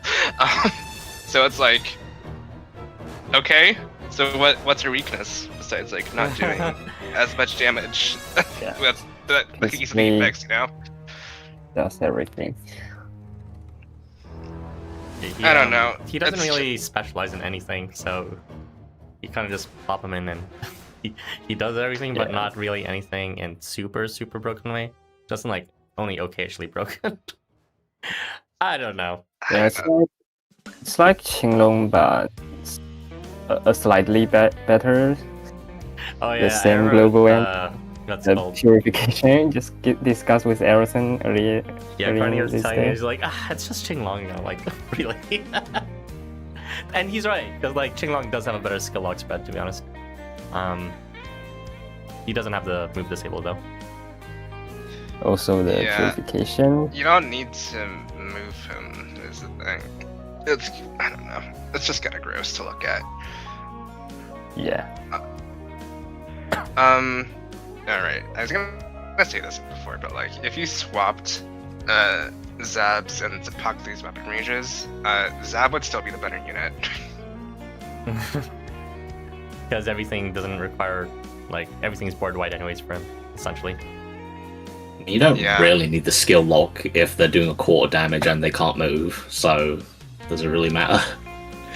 Yeah. Yeah. Yeah, but Zabaniyya's lame. I'm gonna use him. I don't know. He like... I got kind of depressed when I found out that he was going to be on the banner. I thought it was Loki. I was like, oh, a banner with like Cipactli, Loki, and Sphinx and Taro sounded kind of cool. But no, it's this fucking white bread and water character. Like, sure. Whatever, man. Yeah, he's there with like the 4 Kyukamis of game. You know, the ones with the figurines that they shove down our throats every season. I don't know. He's. I'd probably use someone else when it comes to like Amachamp or something. He just like does kind of everything quite well, but I'd still probably just opt to only use him if I was skirmishing, because it's like you do not need to disable everyone's movement if they're gonna survive. So it's like, and if you're just gonna kill everyone instantly, then you might as well just use someone with a stronger amp. Which, granted, he already has quite a high amp, but there are a number of units that do have higher ones than him. So yeah, his only advantage really is that he's strong, but he can also like skirmish really well too. And if you're not gonna skirmish, then whatever, I'll just use Kyoma or something.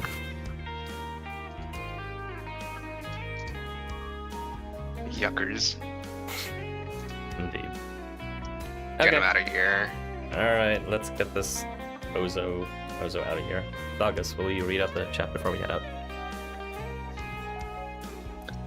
I got every limited but Zab. Dang, sorry to hear, Odd. Yeah, you missed the strongest unit on ban. Very sad. My boy Zabby, he looks so happy. Cleaned up pretty well too. Oh yeah, this is, I guess, his only unit where he's not scowling. It's also the only version of him where he doesn't get like a shit ton of effects if he's hit. He's no longer masochistic. Check it out. I don't know about that one. But yes, it's fine. I just wanted Cipactli, really. Oh, okay. Zab looks better, trimmed with good self-care. Also on the topic of Naopi, I'm cautiously excited for Shiratori. Who? I don't know who that is. I don't know. Is this some Crave Saga Eidos Wufia? Oh, right. It's a gay BBGL unit in Law. Oh. Yeah. Somehow I went through the gay ones and missed the actual one it was from. I don't really pay attention to survivalists because of the event farm format. It's possible to win turn one by killing everyone. Yes, I saw someone say that where they just survive and then they just kill everyone instead. Cipactli cuter though. True, he's from La. Okay. Alright, get him out of here. Get this buzz out of here. White bread. Also, I think it's funny that Michael is there. I don't forget if this is the first time he's appeared in these, but you have a Christian archangel dressed in like Shinto outfit. I don't know. Yeah, it's just a cross-cultural thing. I forgot the direct relationship. They're both from Eden or whatever, I think. I don't know. Moving on. We're going to be talking about the big fat dragon that's actually, not a trash character, like the Qinglong. Don't at me. So, yeah, What's wrong Harvey, with hi guys. Go ahead and salvage this dude. Yay, Cipactli. Look at him, he's so cute. Okay. So Cipactli is, very evidently and unfortunately the worst of the 5 stars in this banner. His main gimmick relies around being blow range and like spreading a bunch of effects like flat damage and this finishing blow debuff on people when he hits stuff. So he also has this like automatic ardor on turn start to himself and allies, and also this ardor amp on phase start.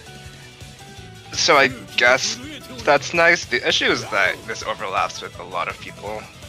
Mostly just like a lot of relevant supports have ardor either for themselves or to give to other people.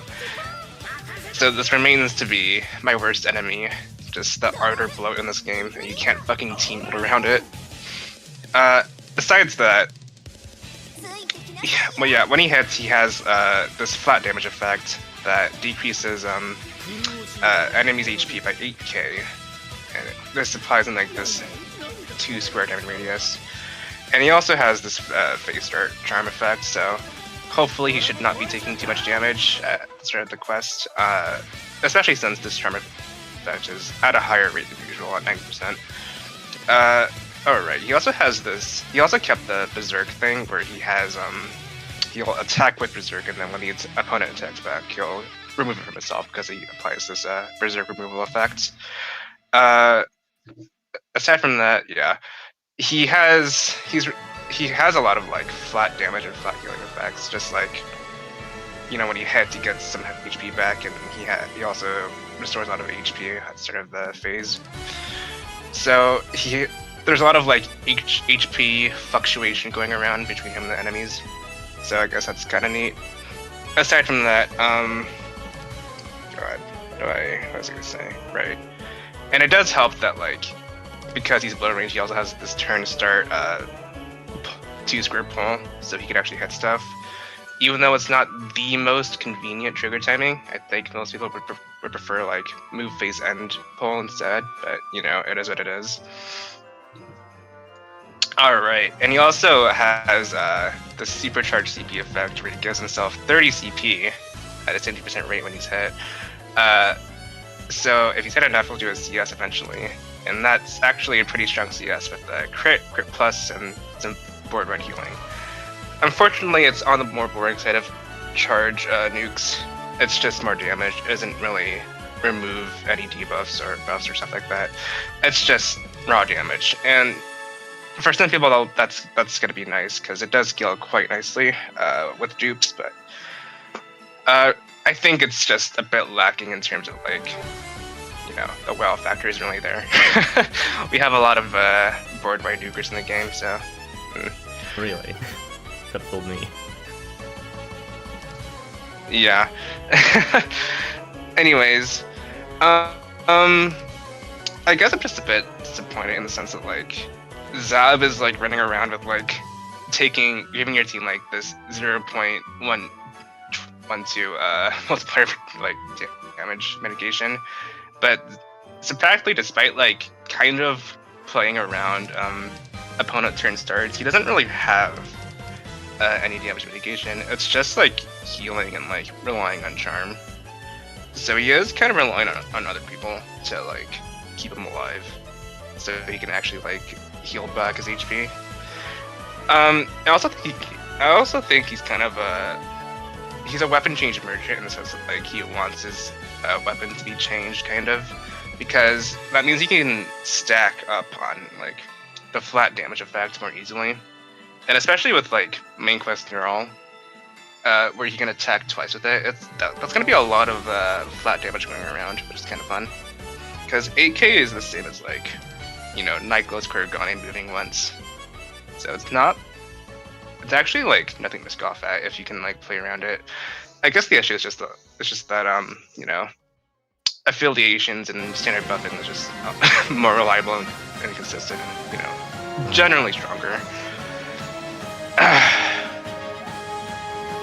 But yeah, he's not as bad as some people think he is. I just think that he could be a lot better, which is you know, unfortunate because I like him a lot.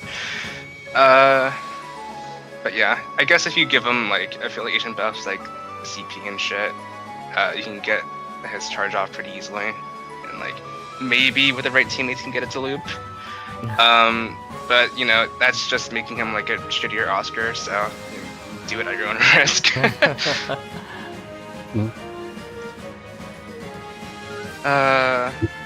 You know, whatever. At least he's spooky. At least he's cute. I love how we end our streams like that all the time. Is Fuck that Zab. He could never be Summer Kotaro. Please, let's not bring that out. It's been ages since he's been relevant. But yeah, I think his flat damage is pretty impressive if you manage to weapon change it and combo it. It's like, hey, there's an actual case here for flat damage and then some percent damage. Does 8k with that spread, and then you like get combo, you multiply it by like a few times, 4 peaks of that huge spread. You're dealing like easily, you know, 20k, 40k damage just from flat damage, and that's kind of neat. I also think he heals quite a lot too, so if you manage to weapon change, it's like 1500 per hit, right? So you can like ostensibly heal someone fully up, top them up when they have 0 HP. Someone like a Koshchei, maybe, right? Koshchei. So that he gets his guts every turn start. That is a possibility. Otherwise, yeah, he's kind of just like a shitty Oscar. It's quite confusing that they made him also inflict charm to enemies, which kind of blocks the only way he will be gaining his CP.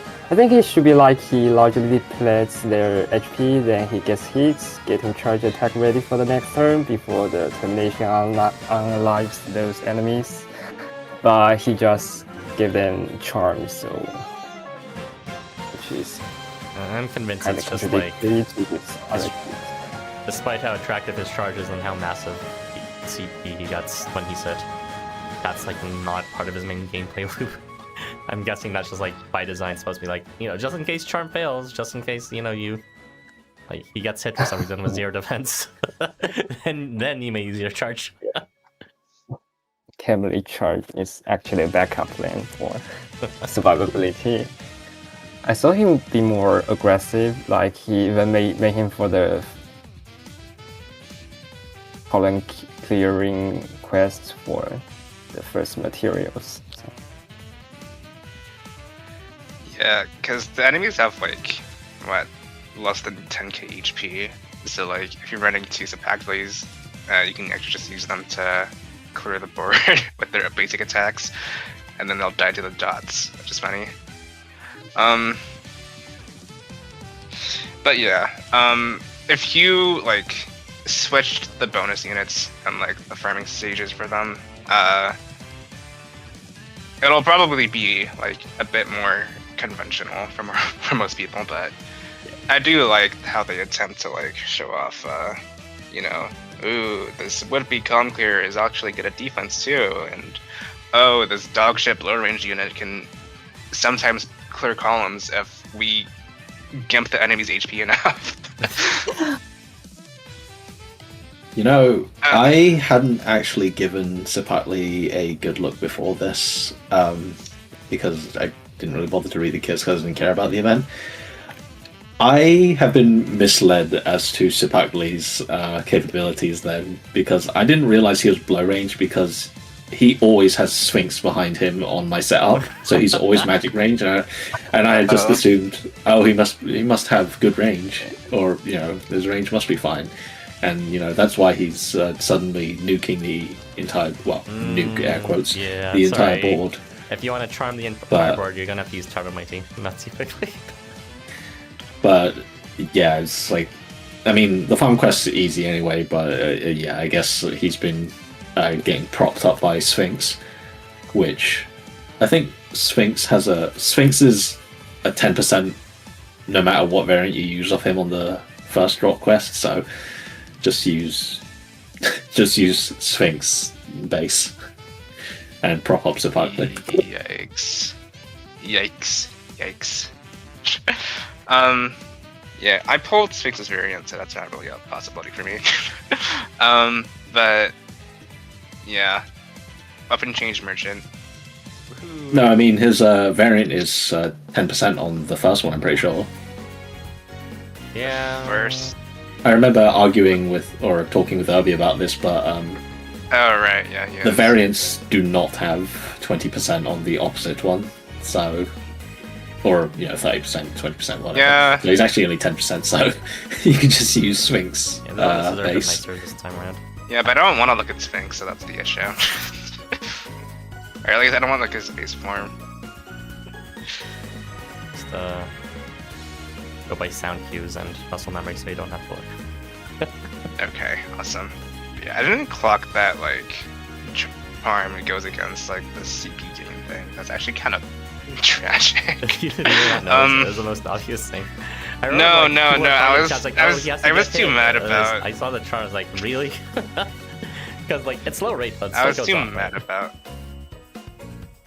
I was too mad about Zab being good at everything. I didn't notice that this was a major downside. Cipactli was like sabotaging himself. Hey, yeah, why didn't Fashionista Zab was kind of ass before his Evo, so he now has a good variant. There you go. Who cares? Sorry. Sorry. I'm normal. Anyways. Yeah. You could swap like half of these aspects with Zab, and Zab would still be the better unit. Like, if he had like any form of damage mitigation, it'd be really nice. But no, it's just charm. He has guts. And ooh, Berserk One resistance. guts. One guts, and Zab does that better too because he rolls for it when he's hit or some stupid Berserk shit. resistance. Ooh. SA bait the character. He has healing on his allies, not himself. Yeah, this is why I just kind of gave up on my faves getting good kits. It's just not happening, and it's whatever. Housamo doesn't have the content for the shit anyways. I like how we all just collectively didn't mention the finishing blow that much, because it's kind of just there, not really doing anything. I had it help sometimes, actually. Oh, really? Yeah, it's just I mentioned it for like the farming thing, but like, yeah.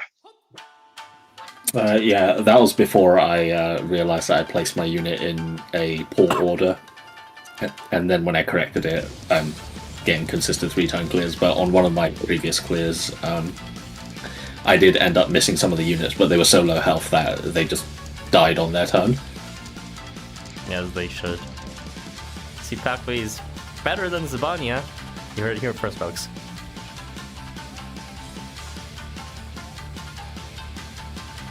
Alright, I think we're kind of very satisfied with this unit, so maybe we should read out the chat now. Sorry, my mom came in for a bit, so I had to talk to her. What were you guys saying? We were just talking about Sugar how Daddy amazing Kaiju. Cipactli was and how much better he was than Zabaniyya. You know, the usual. I see, yeah. Bro, Did look you, at him, he's so cute. Yeah, I Yeah. fucking love sweater vests. And ties and shit. People are like really horny about like green skinning, and I kind of get it, but like, you know, I love me my well-dressed men, so I I'll don't not like be his stopping apron this guy. scroll though. Sorry, when I see it, I'm just like, oh, this is torture again. And I was no thanks. It's not that horny for me, but I do like the suit version too. yeah, love the colors. Okay, I guess I'll read out the chat now. Yep. Sugar Daddy Kaiju. Is he a sugar daddy? I mean, I guess he's I an mean, he's actor. holding cakes. I suppose. Right. Sorry, Cipactli. Will we get Ardor Plus one day, or will we drown forever from every new unit having Ardor in their kit for some reason? Dude, I've been complaining about Ardor since like 2022. It's like everywhere, and you can't fucking escape it. And it drives me crazy, because like you'll always find a way to be suboptimal with it. Hey, remember when they released that I booster hate- that just gave free order Gion? I love Housamo gameplay design. It's so awesome. Alright, speaking of that, yeah, be sure to look forward to well, we can talk about it again, but Harvey's starting to cover a lot of topics now on his channel, so exciting stuff. If you feel a bit of that fatigue coming for us now, for whatever reason. He's not my cup of tea, but he does look cute here. He rocks the outfit. He rocks the uniform well. Yeah. You can sit on his lap and you can feed each other while cuddling. I got Summer Oz, so Summer Oz forever relevant. I think he prefers main quest and Arl, but yeah, Summer Oz is also a good partner. Summer Oz is also Actually, one of those characters where, like, it's one of the new mechanics that they added because no one else would give weapon change all. And instead of making Summer Oz like really restrictive, instead he's the easiest thing in the world to use and also fairly easy to guarantee. It's like, are you kidding? Yeah. He was very strong. Very, very strong. He's so strong, but like, I think... He was so strong that his existence justified the Glashton and Alpha thought, because, you know, what's stronger than a unit that makes anyone spread all their debuffs? A unit that can do that natively without anyone's help. So dumb. I try not to think about it. Anyways, Cipactli actually got much fatty here. In his OG appearance, tummy was smoother / more muscle than gut. I think he got a little bit more weight, but it's not too noticeable. I think because he was always Just because he's in the cookery class. And I think it's just like the position as well, where he's like kind of bending forward, so the belly becomes more prominent. I guess that's just what I'm saying though. Just want to nuzzle that belly so badly, either with his winter school uniform or that sleazy apron. Heart. Lamau, he eating too much cake. Sorry if you guys said this in MST, but wouldn't Star Behemoth / Excess Ryota get him to CS loop? I know they're limited units, but just asking. I mean, can't those two get anyone to CS loop? Yeah, that's... Yeah. Does he have any CP game besides getting hit? Because, I guess we just use both of them together. It's fine. Yeah, that can work. But you know, it's just where's Oscar. So, my Aztec pizza obsessed crocodilian kaiju actor husband. 3 hearts. Yeah, that's a mouthful. Hi Carni. I can't believe they gave Labe that apron and his splash art. Sub. Actually, I kind of ignored Labe this entire time. I'm not really interested in the apron thing. But, you know. Oh, you mean for the horny fucks out Labe, there. yeah. Yeah. I've always been, like, against these chippy cameos. I think they kind of add too much clutter, but it's Labe, so I can't complain too much, I guess. Is the game still easy enough that you don't really need to meta pull? Yes, and it's been this way for Absolutely. around maybe 5 years or so. It's yeah, it's just like this is the husbando pulling game. Just do whatever you want. You might be and incentivized not to meta pull actually, because I mean, yeah, you can clear it at any point with any units, but if you don't have meta units, you can still have fun. If you do have meta units, it's just auto win. I mean, I'm pretty sure a lot of. I mean, meta units are handed to you on a platter, so given that you can ticket Oscar and you can use support Housamo or whatever Giga buffer. I mean, if they decide to read up on it, then sure, but more likely than not, a lot of people are just gonna ticket for Labe or some shit like that. My god. Some people actually did ticket for Labe, that's so funny.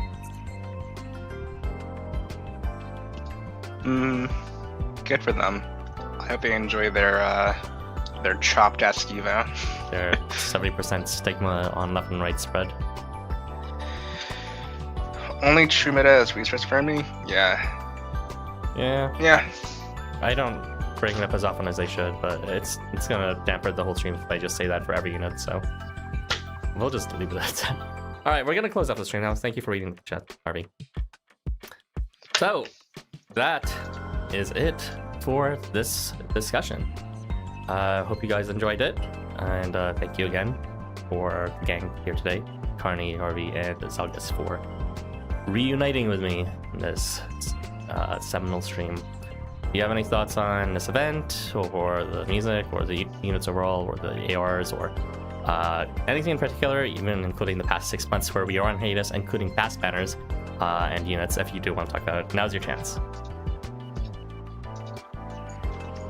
I actually like this event a good amount. I think we got a lot of good stuff this time. Not from gameplay, but like there's a lot of implications to be had about like, you know, Taro getting like a new artist for her variant. And like, you know, I think the theme is really nice as well. It's a nice like subversion of expectations because we're playing a game called like Tokyo After School Summoners, right? But like this event's actually featuring like people in different school subjects like cooking and chemistry and shit. So yeah, it's a nice look into this sort of life, I think. Harvey loves Persona. I did not say that. I did not say that. And you know, yeah, everyone got some pretty nice upgrades in regards to their art this time, so I'm quite content with the event. I'm liking it, although I don't really understand the theme, to be honest, but even if I don't understand the theme fully, you know, I like the outfits, I like the music, and I like Taromaiti. Taromaiti's cool. Taromaiti's so good. No idea. Yeah. Our night. Sorry, what's up? I hate Valentines. Oh. Is that really? No, it's I don't know. I just want different themes, and this theme's fine. You know, I don't actually hate it, but I can't say I've been particularly too wowed by Valentine's events. Well, honestly, events in general as Last of year recent. was one of the best ones. Yeah. It was the Valentine Idol one. The most music. Had a bunch of busted units between Amduscias and Echo and Tomte and all that. Were you not really enthused by that? I'm not that big a fan of idols.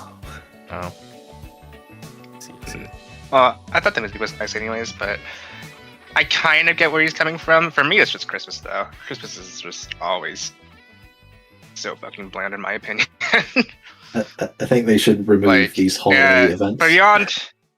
But beyond the repetition of Christmas, it's also just the fact that it's the same base outfits of Santa swap. Sometimes there's a reindeer, sometimes, but yeah, it's just kind of a boring thing for me. I think for Valentine's, at least, you can see them in different outfits. They're generally always going to be well dressed, but you get to see their personality shine through in these outfits more than as opposed to here's your fave in a Santa outfit,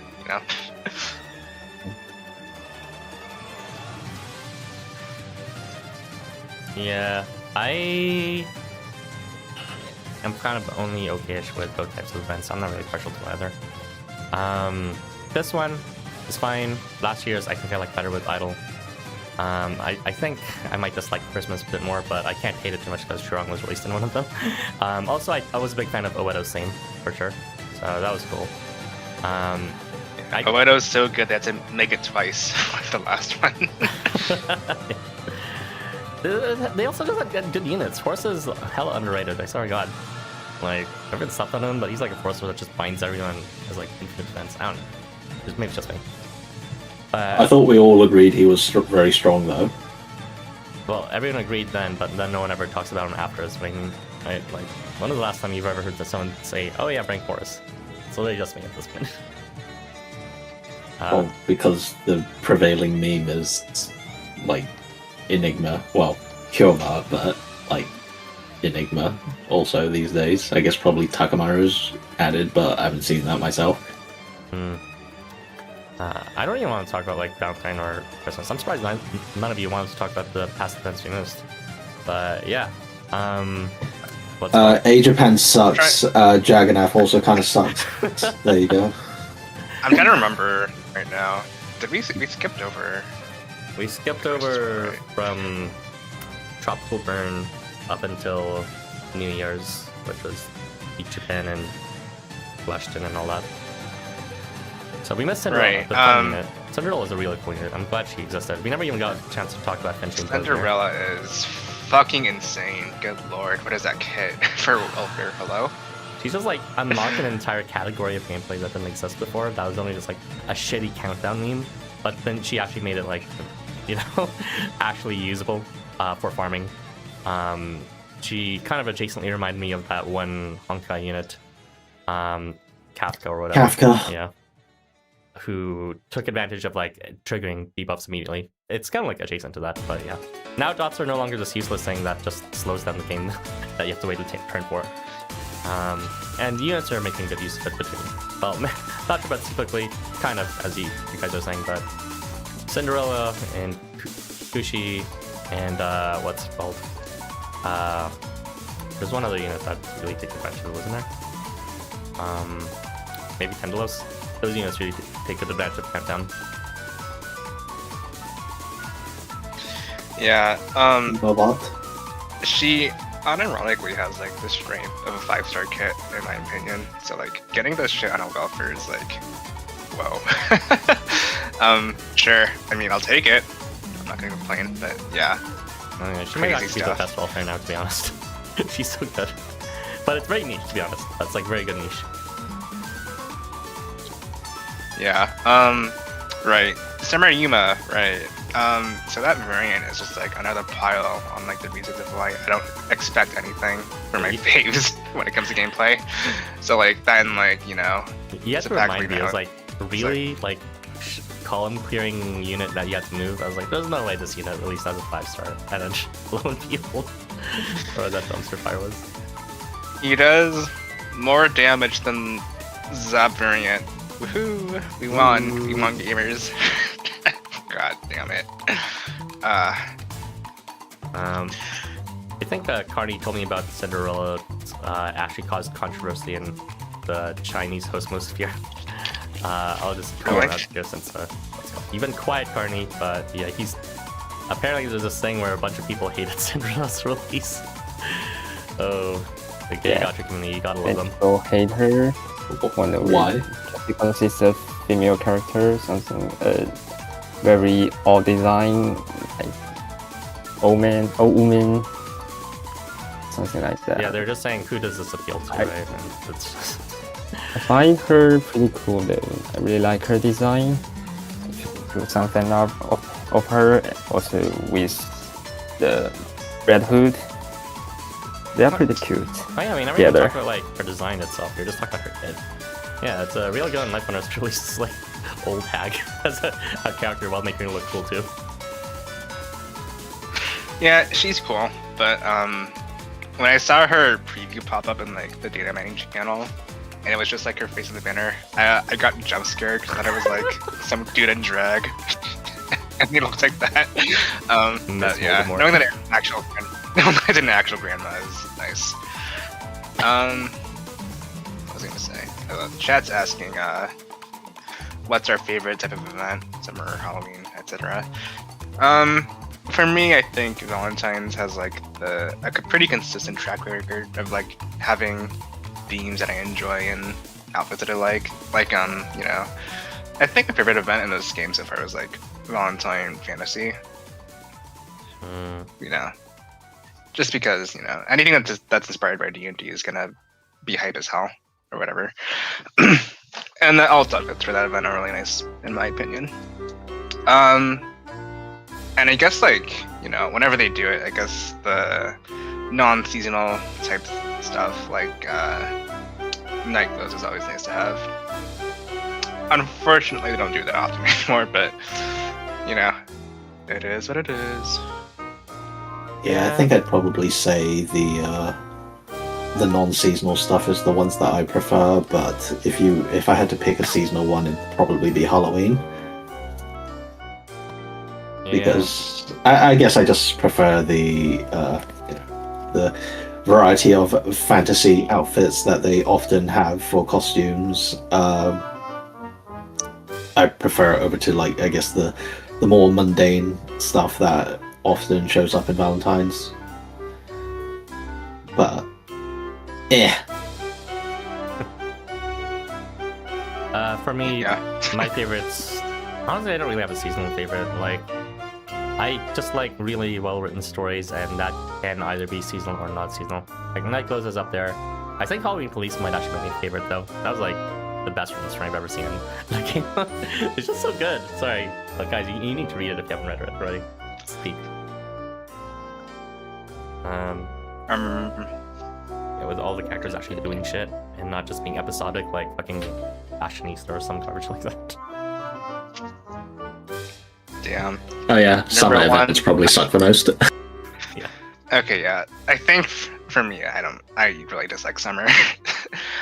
Just because like the outfits are like so horrifically tacky, and they never wear pants, and it always looks god awful. Outfits, quote unquote. I Like, think the point is not. if we had at outfits. least. No, but like, you know, at least if there was, you know, if we had the option for them to like wear shorts or something, it'd be nice. But like, no, you have to look at them in their underwear or thongs, and it's not my favorite. But it's also just like I don't think the themes are that original. We've like reheated Seaside's nachos like what 4 times now. Gotta be by the beach, otherwise why would they be shirtless? Unless they're in a sauna, I guess. Well, they can come up with a ton of reasons. You're asking about 2025 summer, the sport thing? No, that was actually their spring event, which is really funny. But yeah, Life Wonders does like really late spring events usually when they do them. That one was kind of lame because it was like 4 completely unrelated events. Yeah. As in for the outfits. Yeah. I was surprised too, because like I did not expect to skip a banner where we get like Shino bug and Ozahini variant, but like they pulled it off, so I'm impressed. Yeah, it's alright. Did you guys have any opinions on the Chapter 16 Part 2 banner as well as the Anniversary banner? Or content either way? I wanted to talk about Kuma, but I didn't have anything prepared for him. But I do have some clips that's shared in the server. Maybe next you time. were showing him, weren't you? It's like, okay. What was he again? He's just like he gives. I have no clue what these 2 clowns do. Kima's better than Gunzo's funny. At least that's the consensus Kuma here. is actually pretty powerful with his knife range, also giving reach and vigor, also combo to the allies in front of him. And the combo with 70% is actually quite forgiving, and it just guarantees everyone in front of him gets like 8 times multipliers. Yes, actually quite powerful. But then you have to use them though. I don't like those units. I don't like them. Also another reliable way besides Jumbavan to give combo without having to move anybody, like... Oh, I keep on forgetting he gives combo, that's right. He has a pet buff spread or something. Isn't he just mainly Kuma based, but better, upscaled? Kind of, he's just a column killer, but better. Yeah, probably Roma and Jersey Devil, and probably odds to give infinite worldwide 100% HP depletion. I remember I made the team com in the help channel. I mean, I don't know if I can find it. Don't worry about it right now. We're just giving our passing thoughts. No need for thorough analysis right now. It's okay. What was that banner with? It was like Gunzo and then Demiurge. Gunzo, it was Demiurge. Oh, and also Gurungach and I just like memory hold them. I was like, oh, it's Kuma and Gunzo and Gurungach, and that's it. There's no other unit. Demiurge is just use Fafnir. Yeah, Demiurge is such a flop. You have the choices of like Fafnir and Curran and like these super powerful effects of like buff spreading or like shutting the board down, but no, you have to choose Demiurge and do nothing. He doesn't even resist. Okay. I remember that meme about duplicates all these buffs on himself and does noodle damage to the entire board. I think the only thing we had this a while back already with Krampus. Yeah, he did like, first. Yeah, the concept of being where's the a side upscale? grade. The concept of being a side grade for Jiangxi Krampus is crazy. This fucking 3-year-old unit. Okay, sure. I think the nicest thing I can say about him is that he has Omni movement, except it's already quite easy to get the Omni movement buff onto these, buff stacking juggernauts. Yeah, and Fafnir already has like horizontal movement, I think. So even in that department, he's not doing anything special. I'm trying to remember who released it. Sad. What was it banner before? There was Alpha Thought, and then there was it was Enigma. Enigma, yeah. Who were the other two? Cheshire and Castro, I think. Oh, yeah. What do you think of that banner? Enigma is extremely broken, Azathoth is less broken, and Castro's fine and Cheshire's not that great. I think the one thing Cheshire has is that she has like this countdown mechanic. Like she inflicts countdown when she's hit, and she's like one of the most reliable units for that. But she also doesn't do anything else. It's just that gimmick, rather. You can move her. She has evasion. She has taunt. That's nice, I guess. But yeah, you're just gonna. I be, guess like, the Omni pairing her- movement's nice. Yeah, you'll just be pairing her with current Gatch all the time because she doesn't do much else besides like apply countdown on hit. Castro, I guess like his gimmick is kind of funny. You can give him the CP guild buff, and then you get a CS off, and then you can use his buffs more. It's awesome. Yeah. Yeah, he's quite strong for a 4-star. Kind of impressed by that banner overall, to be honest. I think Cheshire was the only maybe that, but other than that, it's probably the strongest banner we've had since the Kioma banner. Also, the Awakening kind of brings the more topic about the buff timing stuff, how this Right. clock rate works on the same timing. It is weird, but at least it proved that, I don't know, something about like rerolling happens actually before. I don't know, it's weird, but Castro definitely opened some weirdness up. So I guess Jed is no longer broken with his order spread in his Crystal variant. If Castro actually works as intended. Awesome. There was also Urugu, I completely forgot. but not really. Fucking AGF, just, oh my gosh. What a nothing character. Good lord. What did he do? I don't even remember what I know he's like... He- Saw him off banner and and I haven't tested him on the farm quest. I need It's to look probably this up. the What the fuck is a Urugu? powerful non-limited magic range attacker something. It's like Yes. Kind of looks like he's Not just a very magic range attacker who does decent damage, but big burst on turn 1, and kinda then like he a can kind of take a hit. a bit like a shittier beach at Bari. Yes. Sure. Anyways, yeah. Magic range DPS, you have to move him. Awesome. I think between I love that in this house.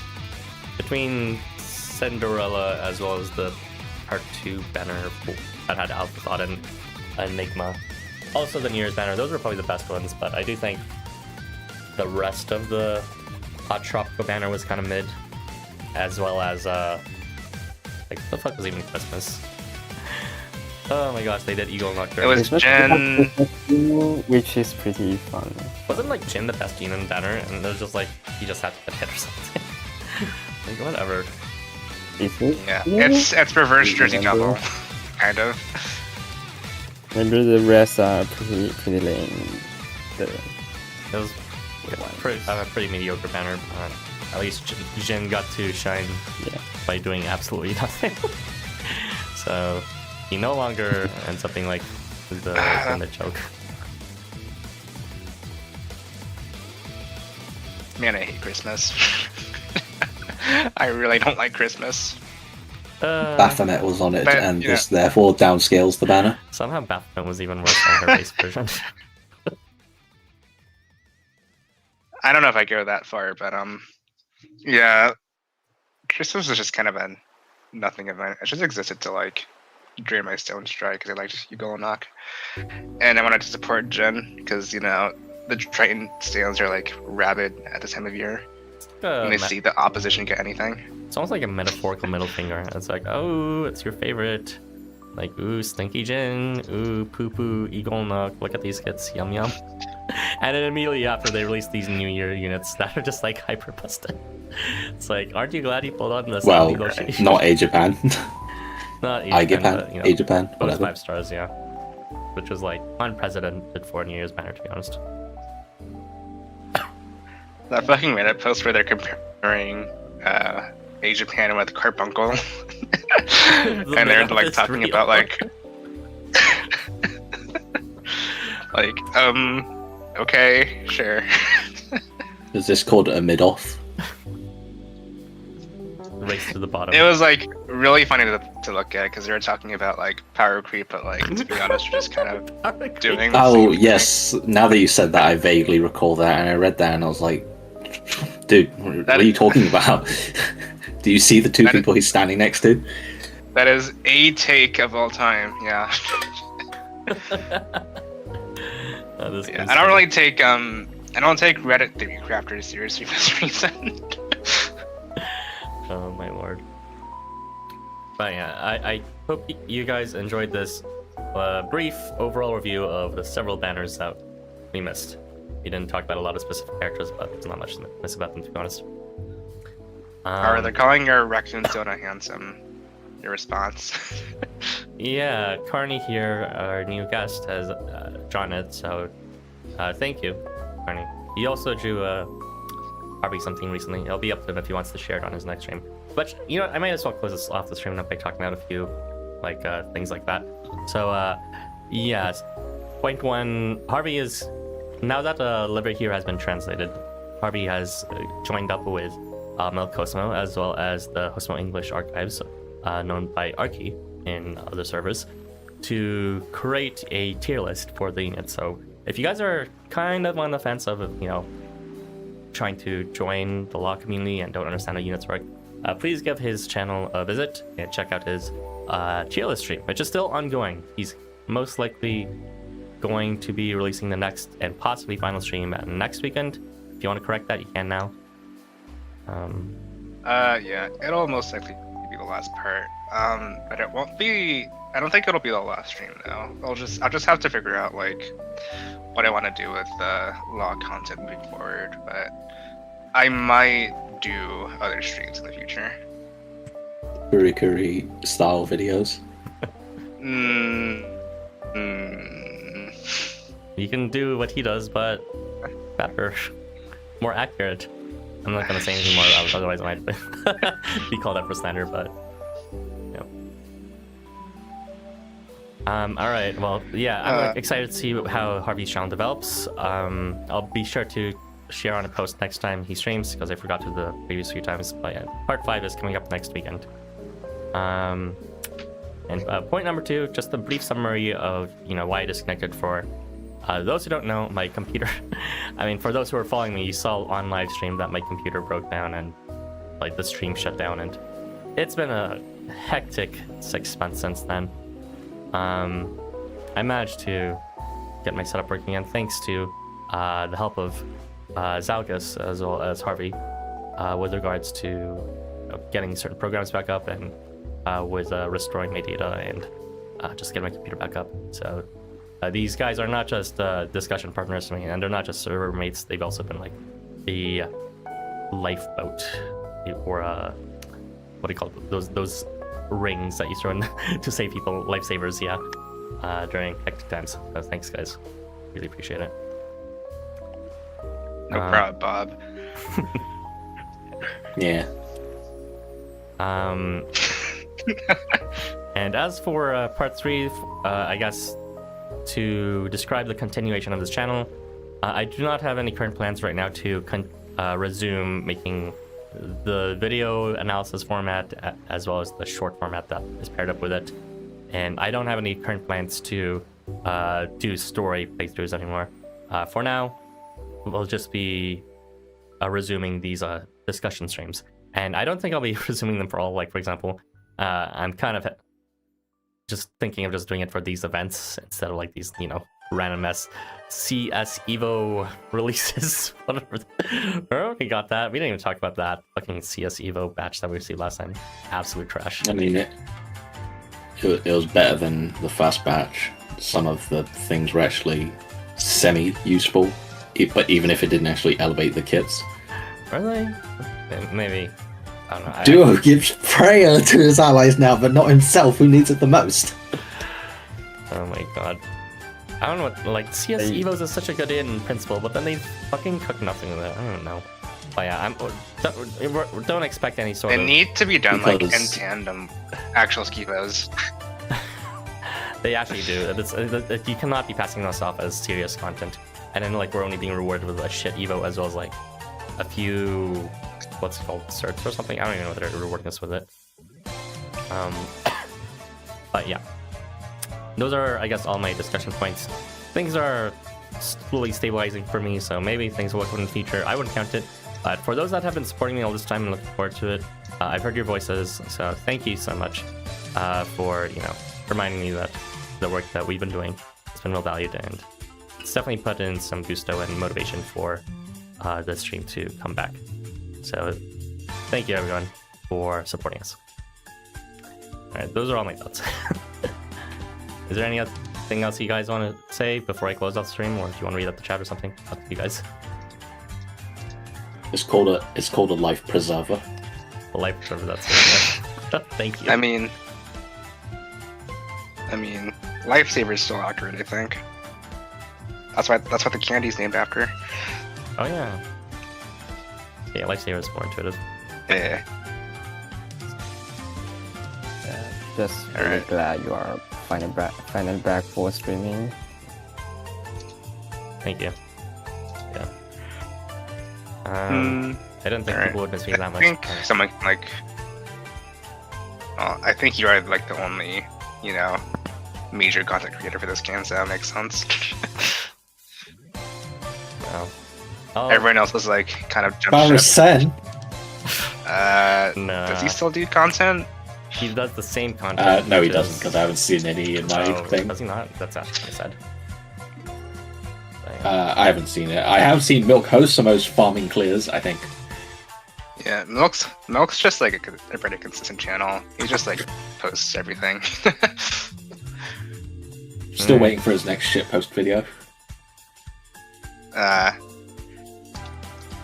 Alright, well, I'll be here to supply in the meantime, as post mode slowly dies off with these shit banners. But we'll have fun with it as this ship sinks. So we'll be cynical, but we'll be cynical with a smile on our faces. So look forward to it. But yeah, we should just head out now before we make this goodbye any more awkward. Alright. I want to read out the chat. Do you want to? I'm not. Okay, I'll read the chat. Where are we at? Where are we at? Something. I need to catch up on some of these events, I think. Oh yeah. Where are you gonna catch up on? I'm so fucking bad at keeping track of chat. I'm just gonna resume at some point far in the past. Alright, let's see. Bye bye, guys. It's great to be back. Bye. What's your favorite type of event? I need to catch up some of these events. Admittedly, was burnt out for a few months, so I was only just logging in and doing the bare minimum. Cinderella fucks. I love her. She's great. Bird grandma. Is she a bird? Not really. She's like a phoenix, I think. Phoenix. So that's why. Oh yeah, that checks out. Yeah, she's cool. Better than whoever that white woman is from Disney. Anyways, Gunzo brought me back, and Matt's leveling Cinderella some- movies are good. I actually haven't seen them. I'm just like being a hater. For Unironically, the third Cinderella movie in particular is quite good. Right. It's quite popular. Really? I just assumed the direct-to-DVD Cinderella movies were actually all hot trash or something. I mean, the first one's, classic stuff. It's fine. I haven't watched the second one, but the third one is actually very funny. And also heartwarming, I don't know what you would call it, but it's interesting. Right. It gives the prince like personality, right? So that's what Yeah, you he gets stopped by the king, who demands that he will not take another step down the stairs, so his response is to side-eye and then jump out the window. Yeah, I remember in the club. Yeah.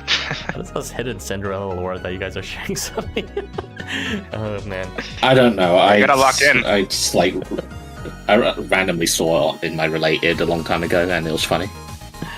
And You gotta lock in, Aura. sorry, I only This watched is, the Hidden. Road to El These are Dorado. hidden gems. Well, I I see. see. Maybe I'll check that out some other time. Open up that Disney vault. Valentine lore. Opinions on unreleased characters. I don't really know any unreleased characters at this point. And I Killing, guess also Shisa, probably. Oh yeah, That one fucking is Yuki. that Cullen guy. Fucking mob looking at his face. Oh, Kuchulain. I thought he was Yeah. he's getting mob. I actually thought he was a also new mob, thought he was a like- mob when I saw him. Just Redhead's pretty cool. So it's funny that everyone says that. Okay, so yeah, here are the threads. oh, Find a here's the fire Moyman type. I who wonder what the appeared a other long types time look ago. like. Yeah. He thought he was fire type. Yeah, Red Hood, Shisa, Creature, Monticello, Kuchulain, and Pioneer. Oh yeah, Pioneer's kind of cool. Oh my god. I'm not talking Gup, about Monticello. I'm gonna talk about him because I need to. I'm gonna rant real quick. Okay, that might be like deadass the ugliest unit in this game by far. It is so repulsive. Oh There- my god. There is no might. They saw Kagutsuchi and said, "How can I top this?" Jesus. Oh my god. You that Daichi's works was bad. Oh my god. It's Oh my- actually like It's not even vomit close. inducing. Nothing redeemable about it. But I like Pioneer. There you go. It's like a Kurogane Pioneer. Ryota mix. Pretty cool. Ryota, but he's thin and is also dressed like Hisaki. There If you guys are like wondering what we're talking about, you can always just review these units in the spoiler channel and the linked silent board in the description. Go check that out. Yes, We do have there threads. are threads for all of them. So I don't think the wiki has them, or at least if you do find them, they'll be super slow to load, so that'll be your fastest way to see these unreleased characters.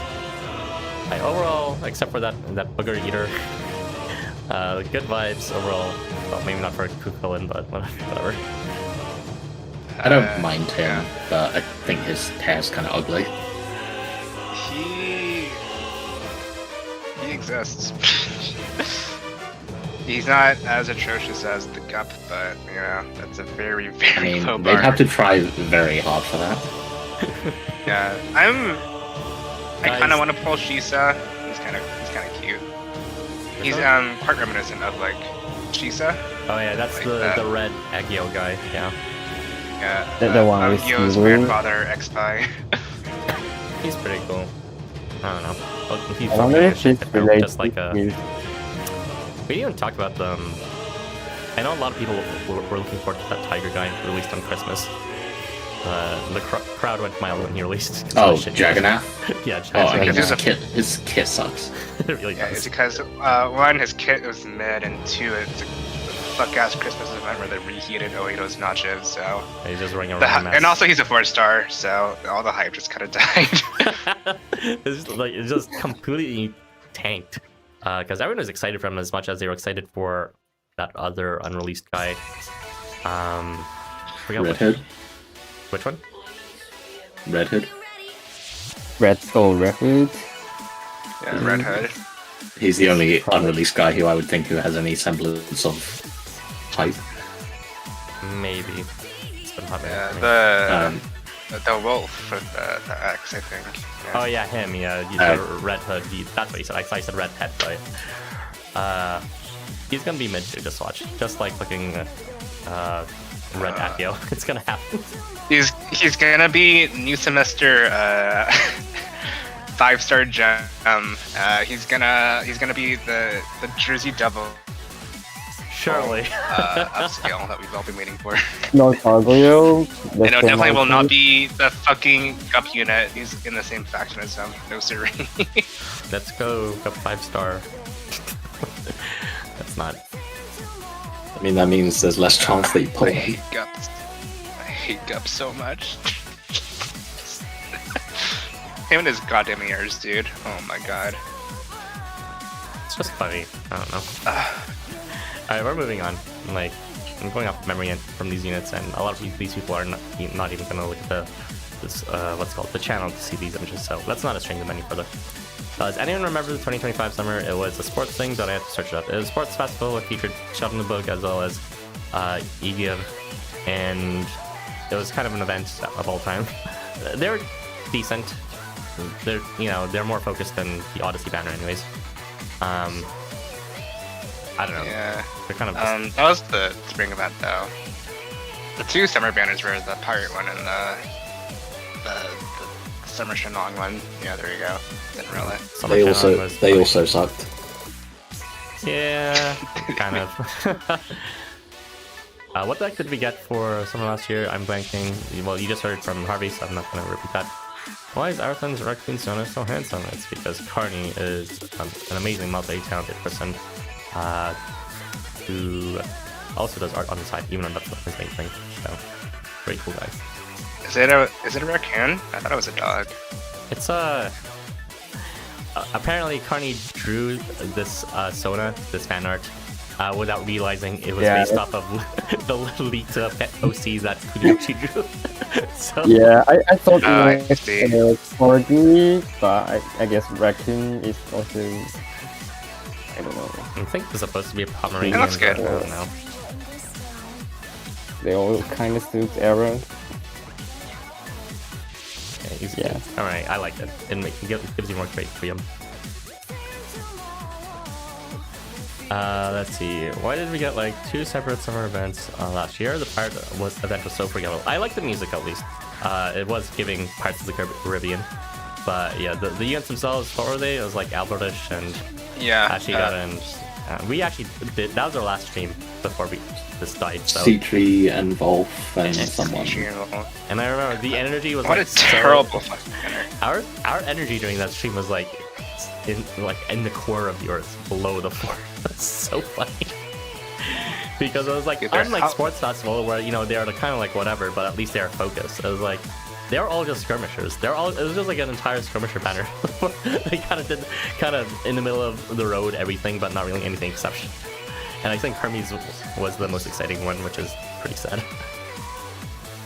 Boring kids. Also, More they boring ruined outfits. Alberic. Yeah, that too. Yeah. They Lost just- his coin boost. He gave him the classic bum fade. Everyone loves it. No coin boost. Garbage kit.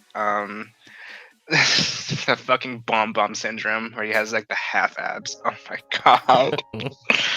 Yum, He will be yum. dealt with. He will be dealt with. Trust. He's gonna give you the Alberish punch. I like his voice acting and his silliness, but it is strange either way. Alright, moving on. I know Arrow wanted a fat catman in reference to Cheshire, yeah. Fucking, like, we could have had a fat catman. Like, yay for female representation, but we could have had a fat, like, it's Cheshire. Like, everyone knows Cheshire is a fat cat. Like, come on. Are you giving this, like, booba This is Disney.